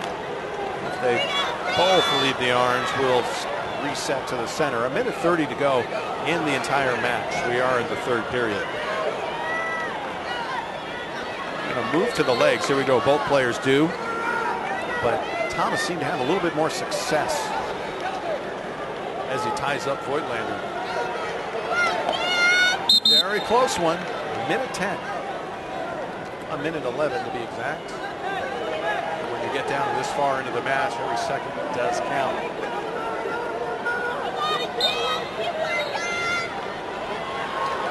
And they start neutral, and a takedown attempt by Voigtlander, thwarted by Thomas.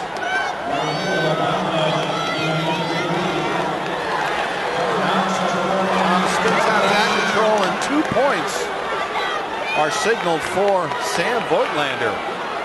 So he's got his first lead, 5-4 at the 46-second mark. This coaching staff giving some instruction as Thomas is down underneath Voigtlander at this point, who's got the advantage. Voigtlander, 40 wins and 2 losses. The new dad, which is Thomas, he may go down to the feed trail in 5-4 at this point with 23 seconds to play. We're down to 20. And it's down to crunch time. Voigtlander with a 5-4 advantage at 10 seconds. This is the 170-pound classification. 3, 2, 1. There you go. Meade, Sam Voigtlander. He outlasts Dylan Thomas by a final of 5-4 in the 170-pound weight class.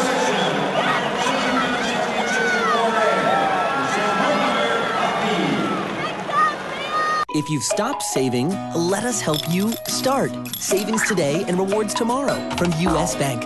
Save a little every week with every purchase, every paycheck. Watch your savings grow. When you reach $1,000, you'll earn a $50 rewards Visa card. Earn another $50 when you keep it for a year. Save for a wedding day, a family, or your house. Just start. All of us serving you. U.S. Bank.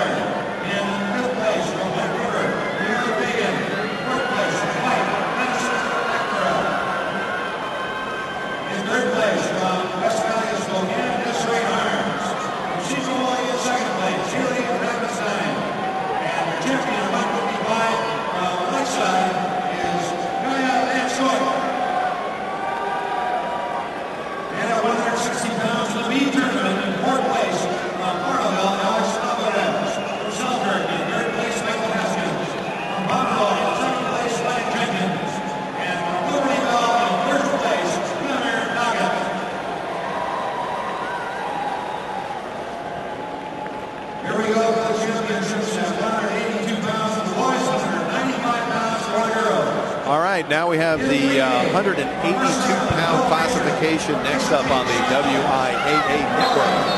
And this is Jordan Rogers from Meade High School, another player in the gold garb.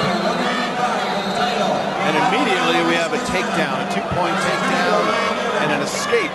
So it's 2-1 immediately with Jordan Rogers in the advantage, and he comes up with 2 more. And these guys are moving quick. He's going off against Joseph Gomez of Graham Kapowson. He's in the black uniform. And again, he's got the red strap on his ankle. So 4-2. And, you know, with 30 seconds gone by, it's already 4-2. So this is the 6-2 make it for Jordan Rogers.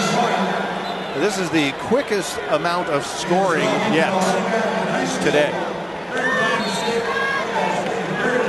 And we have Gomez in black, a junior, against a senior, Rogers. And we'll see if the, at the moment, 6-3, Rogers in the lead. And the senior with the advantage. It makes it 8-3. As he controls his opponent, Joseph Gomez. 45 seconds to go in the first period. Rogers, he has pinned all 3 of his opponents in the tournament so far this year. He pinned Peter St. Marie from Snohomish High School, Ben Breen from Curtis, and it looks like he's pretty darn close to making it happen right here. And there you go! He has a clean sweep, does Jordan Rogers, as he pins his opponent, Joseph Gomez, in 1:35. There you go. So there's your 182-pound classification winner, Jordan Rogers.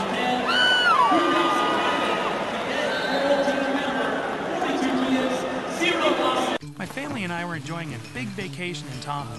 After a great day on the mountain, our car wouldn't start. I got a jump, but it kept dying.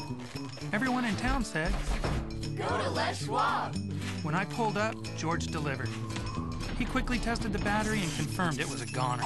While he installed a new one, I finally got my first relaxation of the vacation. It's nice to be treated like a neighbor so far from home. I'm Clay Gilman, and that's my Les Schwab story. Les Schwab, doing the right thing since 1952. In the girls, we have with 9 wins and 1 loss. Remember, national championship rowing team, 6th in state, 2 years in a row. First in district, first in regionals. In the orange and black, the Tigers of Battleground. In junior, Steve Simon. And her both, 20-2. First in districts, first in regionals.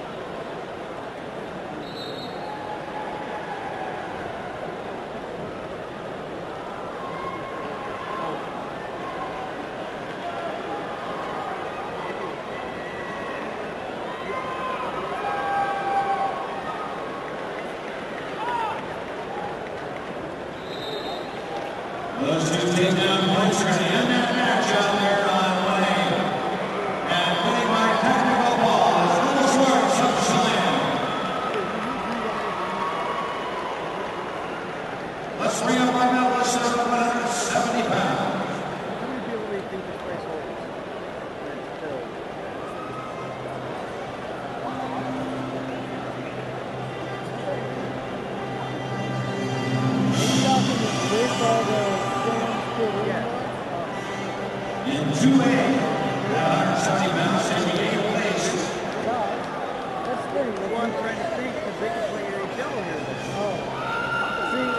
you're bringing in seats down to like... Archbishop Murphy, Brandon Todd.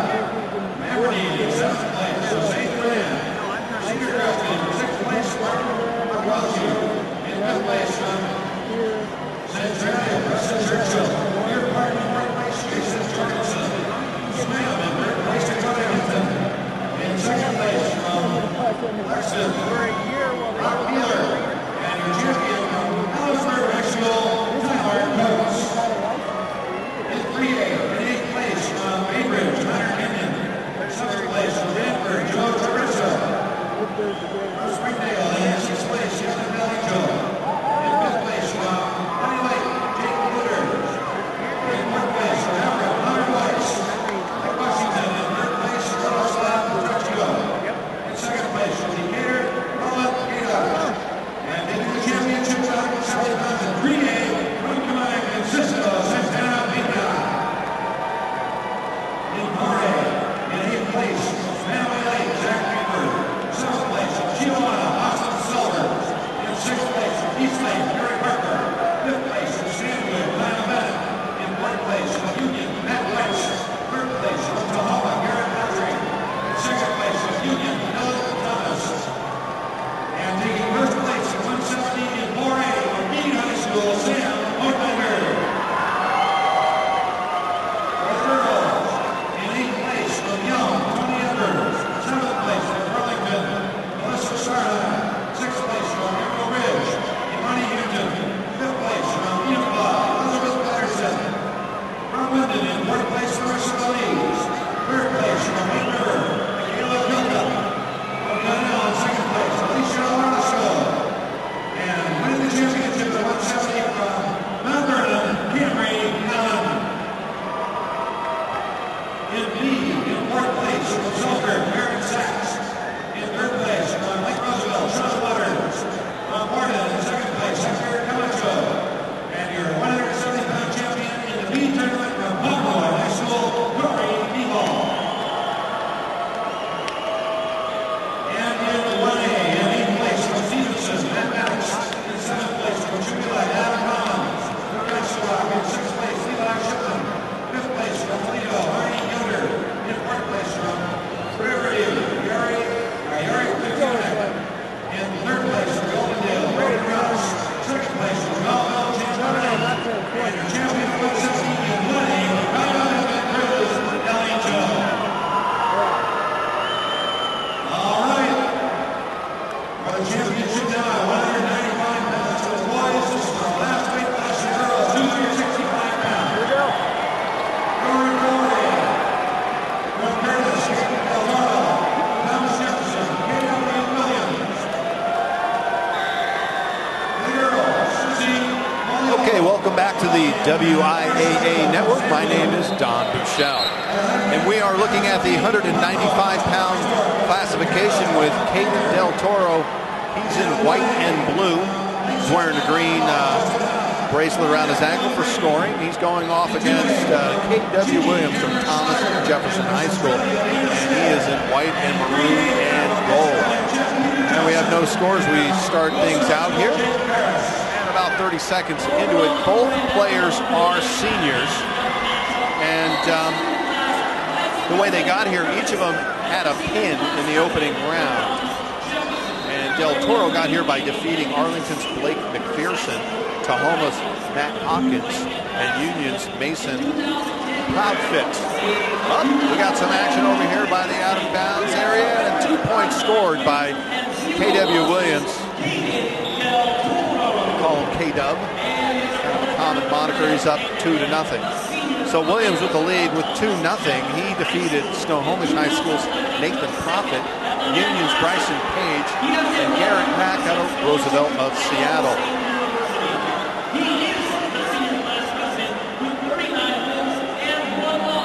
Williams came in second in last year's MAC Classic in the 189-pound division, and out of bounds they go. And he also participated in that Classic in 2010. And now here's the cool thing. He's got a 100% scholarship to Idaho State University. He's the senior class president and a starting quarterback for TJ High School football team, Thomas Jefferson. He's got a record of 39-1, and in his career he's 123-33 with 38 seconds to go in round one. As we look at Caden Del Toro, and we have an escape with Del Toro scoring a point, trailing 2-1. 160-pound classification, scored fourth in state in 2010. And then the 171-pound in 2011, he scored fifth. He's got a cumulative GPA of 3.77. Nice. Senior class vice president. He's an Eagle Scout. 39 wins, no losses, undefeated this season, trailing 2-1. Cumulative record over his career, 119-9 losses. 10 seconds left in round one.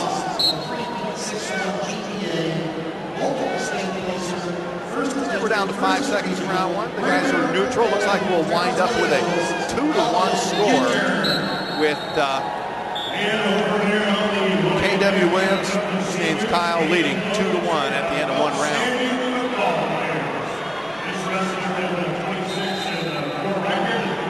So we'll start the second round with Williams on all fours. Thomas Jefferson High School and Curtis High School's Caden Del Toro in the advantageous position. He keeps it there as Williams nearly spun out. This is the 195-pound weight classification. And this is that Classic round 24 in 2012.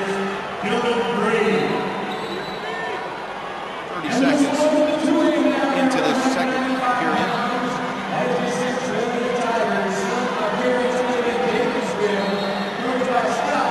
And Del Toro trying to control that left ankle of Williams, but nothing doing. These guys are pretty tall too. And you see Williams, he's a little bit taller than Del Toro. You wonder if that reach will benefit him. At the moment, not yet. Williams with a 2-1 advantage right in front of our announcers table. Williams just holding his own there, letting his opponent struggle while he's really not burning much energy at the moment. Look at the determination on Del Toro's face as we're down to 40 seconds in the second period and we're out of bounds.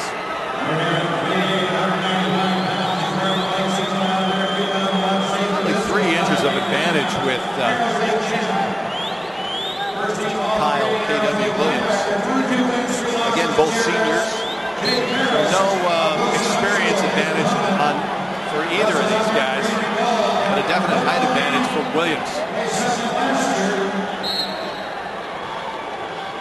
And Del Toro tried to take out the left leg of Williams, and Williams was backing up by sticking Caden's left leg through and trying to grab him. It kind of looked like a kick from the angle, but of course it was an attempt to hook, really is what it was.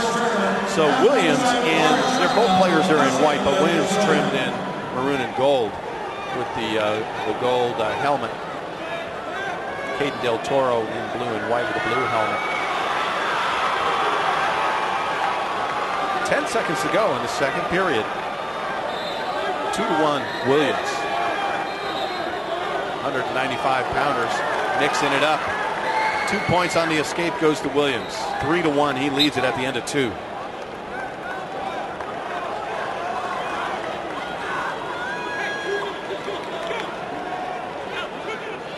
So Del Toro has not lost yet this year. Williams lost only one. I'd like to know who beat him. Del Toro immediately spins out and scores a point. So that only took him a couple of seconds, but you know, really, that was not. That was because Kevin got a little. Kyle Williams, KW, got a little bit of aggression there, a little out of control, allowed Del Toro to close the gap to 1, 3-2. We are in period number 3. A minute 40 to play. This is a close one as well. The last 5 of 6 matches won by Meade. It's the first one that we've not had Meade competing, and they won't compete anymore in this 4A competition. A minute 15 to play. 3-2. KW Williams as they go out of bounds. Did he hurt his knee? He did. Let's see if he can shake it off. Kind of twisted his knee. It seemed like, maybe not. Maybe I'm reading it wrong. So looks like we have an injury timeout. Must be some blood on Caden Del Toro's left knee is kind of what it looks like. So this year, the boys' side of the event will feature 3-time state championship Templeton of 1A Ording High School. He's in the 126 weight class, and there are 3 two-time state champions returning to this tournament. 2A's North Kitsap, Jake Velarde in the 138 weight class, and Jeremy Golding in the 145 weight class for Meade. A little filler there for you on some Matt Classic trivia. So we're back at the action. 3-2 for Williams, and they hightail it out of bounds right before any points were scored, as Williams leading 3-2.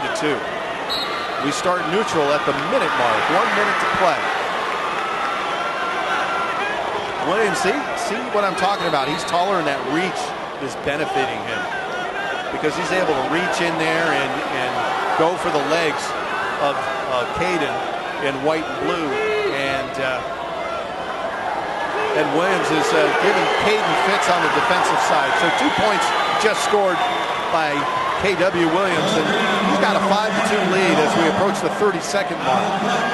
Now there's 1 pin by Del Toro, and that was in the opening round. You got to look at that at this point when they're trailing significantly with 28 seconds to play. And they do have a pin, does Caden, in white and blue, to his credit, a couple of days ago. And that's what he needs right here.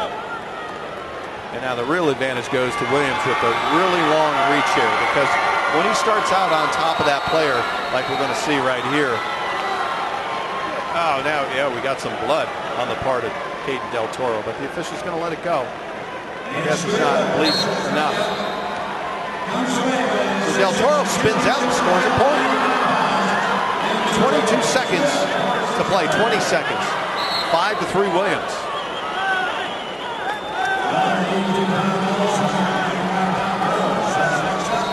So Del Toro is undefeated. This has got, certainly is going to be his most difficult challenge of the year. We're down to 10 seconds. 9, 8, 2 points just scored by Williams, and he's going to win this one unless something happens dramatic here in the last 3.3 seconds. We are in the 195 weight classification. The dome is starting to clear out a little bit as many of the contestants have finished up. 3.3 seconds to play, and it looks like Williams is injured. I saw him grab his knee earlier. No, they're just going to clean up some blood. I can see spots of blood on the white uniform of KW Williams. He took out his competition 6-4 in the semis, quarters 14-4, and he pinned his opponent in the first round. That was Garrett Mack from Roosevelt in Seattle. McPherson was pinned by Del Toro in the opening round. So we just got a point for a miscue on the part of Williams. 3.3 seconds. Here we go. Are we going to have anything happen? And 1 point goes to Del Toro right at the end. But our winner in the 195-pound weight classification is KW Williams of Thomas Jefferson High School.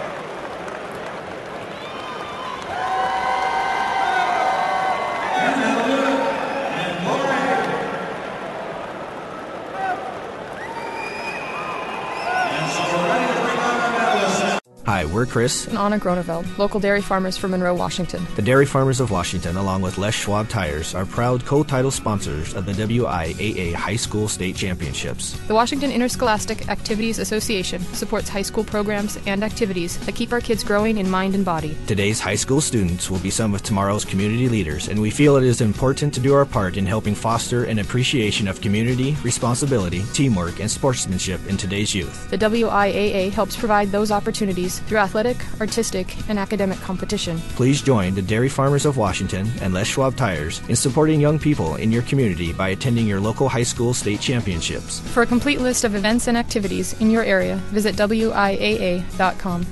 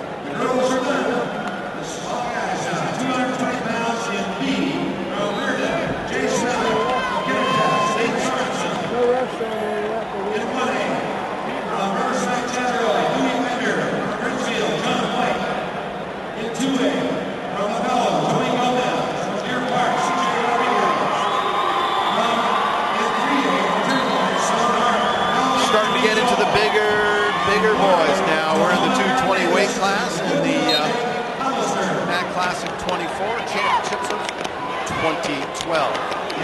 My name is Don Michelle, and you're watching Aaron Davis from Tacoma High School, listed in blue, going against Jake Hollister of Woodinville High School in green. You'll notice the red ankle adornment on the part of Davis, and it looks like we might get a pin right now. This would be incredible. This would be quick. We're not even 30 seconds into it. And the official's looking close, but I don't think he's got him pinned yet. Yes, we do! Aaron Davis. That is his fourth pin in a row. Fourth pin in a row. Jake Hollister had 2 of 3.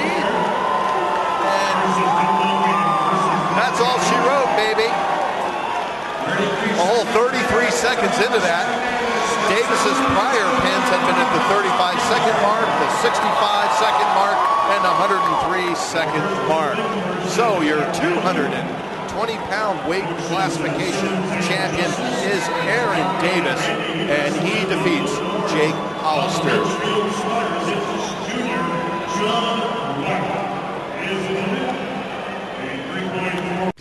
We were driving from Portland to California for a bike race when a tire went flat. We limped into Les Schwab, but it was closed for the night. Hoping for some good Les Schwab mojo, we began changing it ourselves. Just then, John appeared and reopened the store. He quickly assessed that all the tires were about to go and got us a new set so we could make the race. Super John deserves a medal for rescuing our road trip. I'm Kim Brown, and that's my Les Schwab story. Les Schwab, doing the right thing since 1952.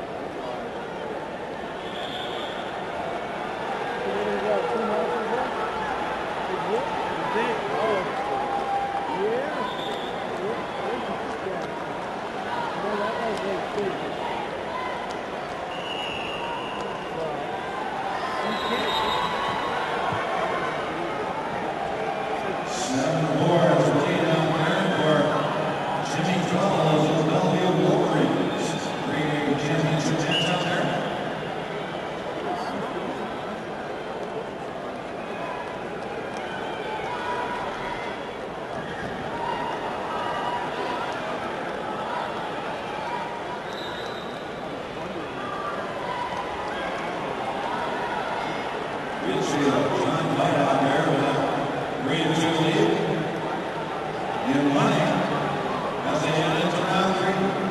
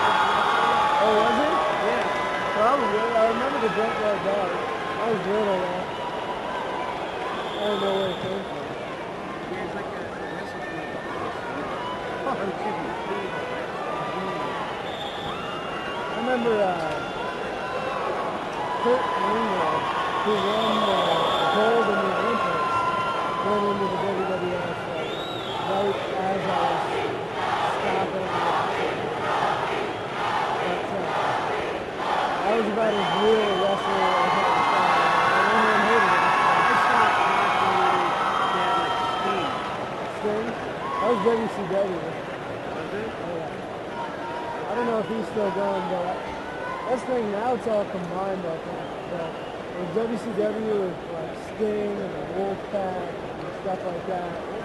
And then there was WWF with Generation X and Stone Cold Steve Austin and The Rock, of course. I love The Rock. Oh my God. Yeah, see, I saw him way before The Rock.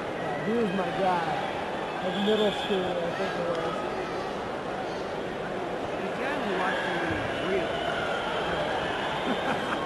When they still called it a sport, not entertainment. Yeah. And before they got sued. Oh, yeah. Yeah, I didn't even realize they were first to change the WWE for a while. He's done. He's got to go shoot the trophies.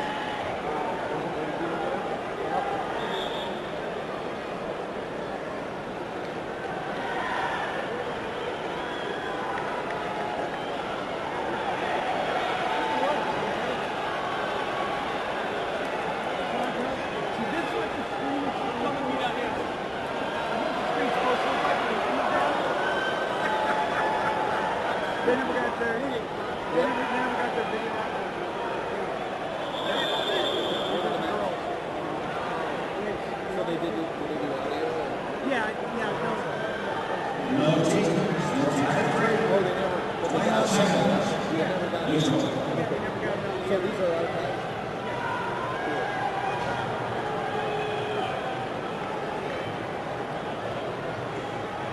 Yeah, and then I saw Frank selling DVDs.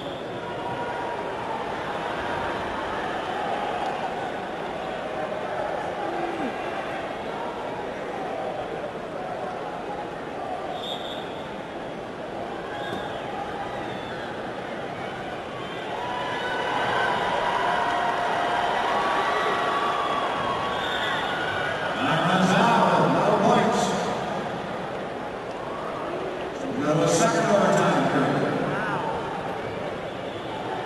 Second overtime? Tied at 3. Who's doing it now?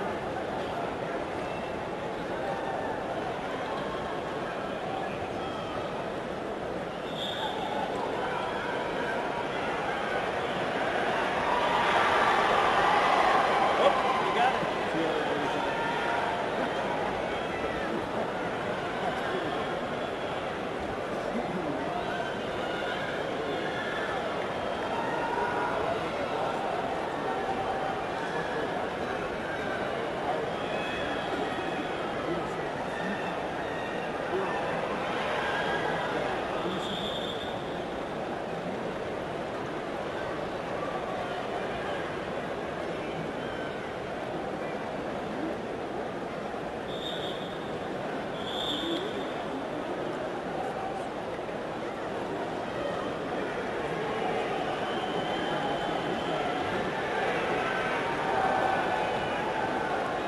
So with a 4-3 lead now.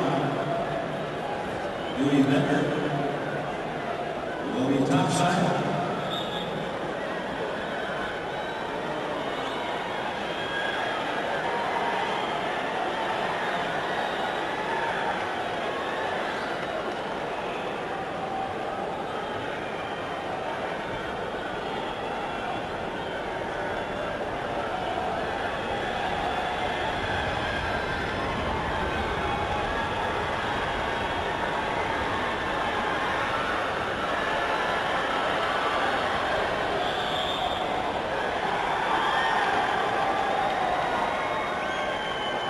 That'll do it.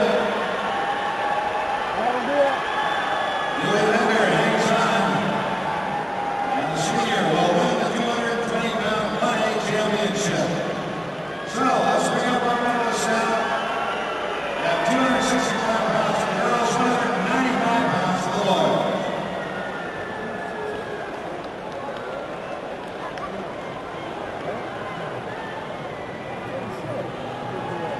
No, he keeps saying it here. So he says the end. He says like the end of the boys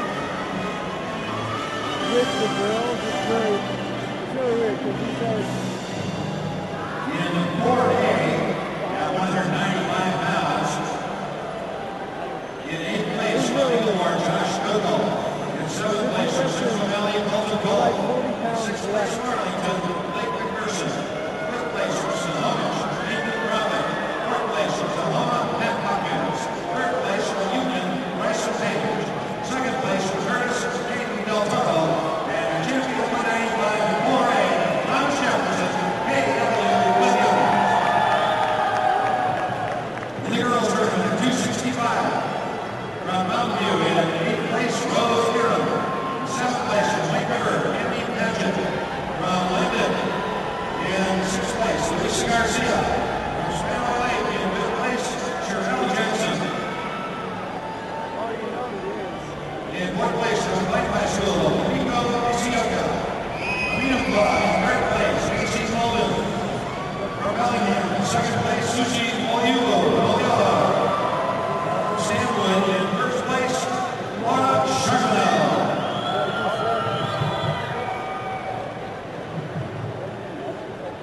In the B tournament, 195 in 4th place from Petitap, from Kettle Falls, Tyler Vining.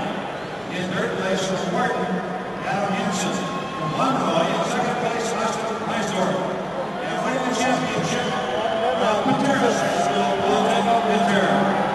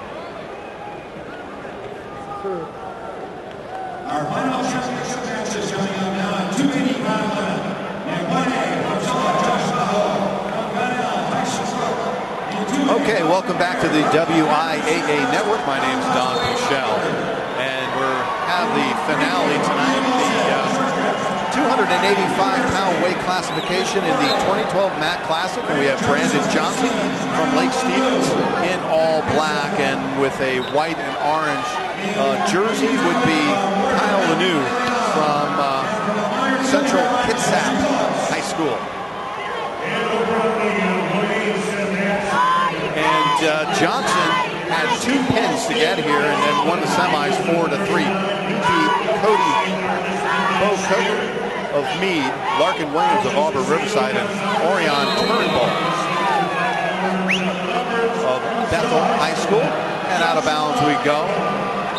30 seconds gone by with no score. Back to the center circle. And Lanu defeated Jonathan Norris of Issaquah High School, Dan Schultz of Central Valley High School, and Jesse Leafos of Federal Way High School. About a minute gone by, no score in this one in the 285-pound classification. Brandon Johnson, last year, 2011 Tri-State 4th place in the 285-pound weight classification, and the year before that in the 215. So gaining a little weight there, it's all good. And he's only a junior, and that was in 2010, a freshman at 215 pounds weight classification. He dreams of being on American Idol. You gotta love that. From Lake Stevens, Brandon Johnson. And he pinned his way through regionals this year. That's Brandon Johnson. Kyle Lanu, on the other hand, twice league champions, regional champions, Hammerhead champion, Pacific Coast champion in second place, and second in Batman. He's a Narrows League football defensive MVP, participant in the East-West All-Star game, which is quite an honor. 11 seconds left, and they go out of bounds in the first period.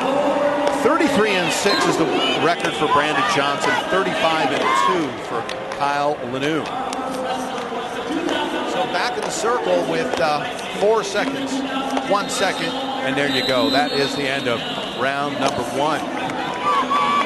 No points scored in that first period of the finale tonight in the 285-pound weight class.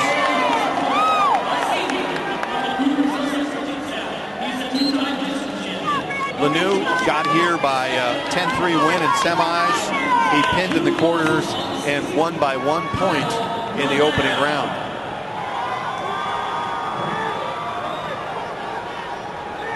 So Lanu, they both stand up. I was just going to say he was on Johnson's back. Lanu with the white jersey, and he's got the red strap on the ankle, coordinating with the scoreboard, the 1 and 0, 1 point for Brandon Johnson in the lead here with 30 seconds into the second period. As he escaped that the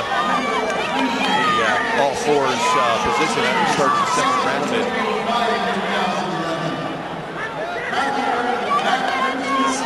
He's trying to get an advantage, but right now we're just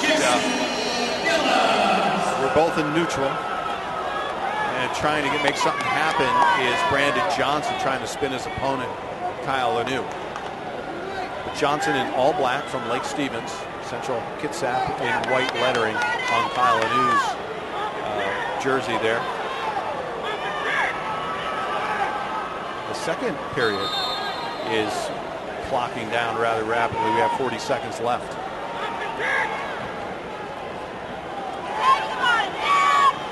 Haven't spent much time on the mat. So 1-0, the advantage to Brandon Johnson. Approaching 20 seconds to play in this one. Now it's always interesting to see Brandon Johnson is the junior, and he does have the lead. In the previous matches today, we've seen when there has been a mismatch in grade, senior to junior, as we have in this class case, that the more experienced player is usually won or has won every time. But at the moment, we do have a reversal of that theory with Brandon Johnson leading 1-0. place is pretty much thinned out as most of the participation of the players is over. All the moms and dads have gone home to maybe watch this webcast. My name's Don Buchel. Thanks for being here on the WIAA network at WIAA.com. So we've tied it up. Lanu picked up a point as he escaped the grasp of Johnson. 1-1. 15 seconds into this final of 3 periods in the 285-pound weight class. I'll tell you, these kids are both in good shape. I wouldn't have taken any of them for anything more than 240 if I didn't know it was the 285 weight class. So, almost Lanu had his helmet strap go over his eyes there, and he was at a disadvantage for a second. I think Brandon Johnson let him put it back together there for him. 1:10 to go in this period. That whistle from another mat down the way. These kids are quite disciplined. They know when the whistle's 5 feet from them or 25 feet from them. 1 minute even in the final period. And these guys know it. Their coaches are letting them know the time. And they're going to have to get a move on here. One of them's going to, they're both going to make their push in the next 45 seconds because that's where we stand. 1 foot was out of bounds. They all have to be out of bounds to cause that back to the center circle. It's starting to get down to crunch time with the big boys here. Lanu with the white lettering on his back. Back to us against Johnson in all black. 30 seconds to play. Tied at 1. Lanu backing out of bounds, and nope, they thought that now maybe that time they heard a whistle from another man and thought they were out of bounds. We're moving in on 10 seconds, and this is going to go into overtime unless something happens in the next 7, 6, 5. Okay, now we're making a move on the part of the player from Lake Stevens. There you have it. Time is up, and we tied it. We tied it at 1 apiece. So we go into overtime. Lake Stevens coaching staff trying to get Brandon Johnson up there. 1 minute has popped onto the scoreboard, and we're already approaching 50 seconds remaining. Now we're down to 45. These guys in a headlock. Again, hardly any time on the mat. If we can get any kind of a takedown, it'll result in a victory from one of these guys. And here we go. It looks like we have Lanu on top. He's going for the pin. We have the official counting. Do we have it? Do we have the 285-pound classification winner? Yes, we do. Kyle Lanu out of Central Kitsap High School. He defeats Brandon Johnson, who comes in from Lake Stevens. They shake hands. That was the 285-pound weight classification, the finale at the Matt Classic 24 Wrestling Championships of 2012. My name is Don Buchel. I hope you enjoyed the broadcast. And just to remind you, this is copyrighted 2012. Play on Sports. Again, I hope you have a great weekend. My name is Don Buchel. Catch you on the flip side. Good night.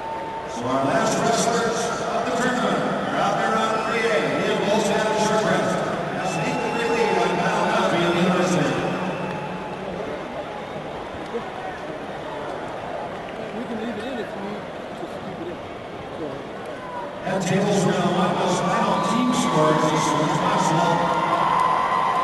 We'll have a little bit of time for Mount on giveaway awards at 220 pounds and 285 pounds. Following the completion of this match. And we have team awards for the top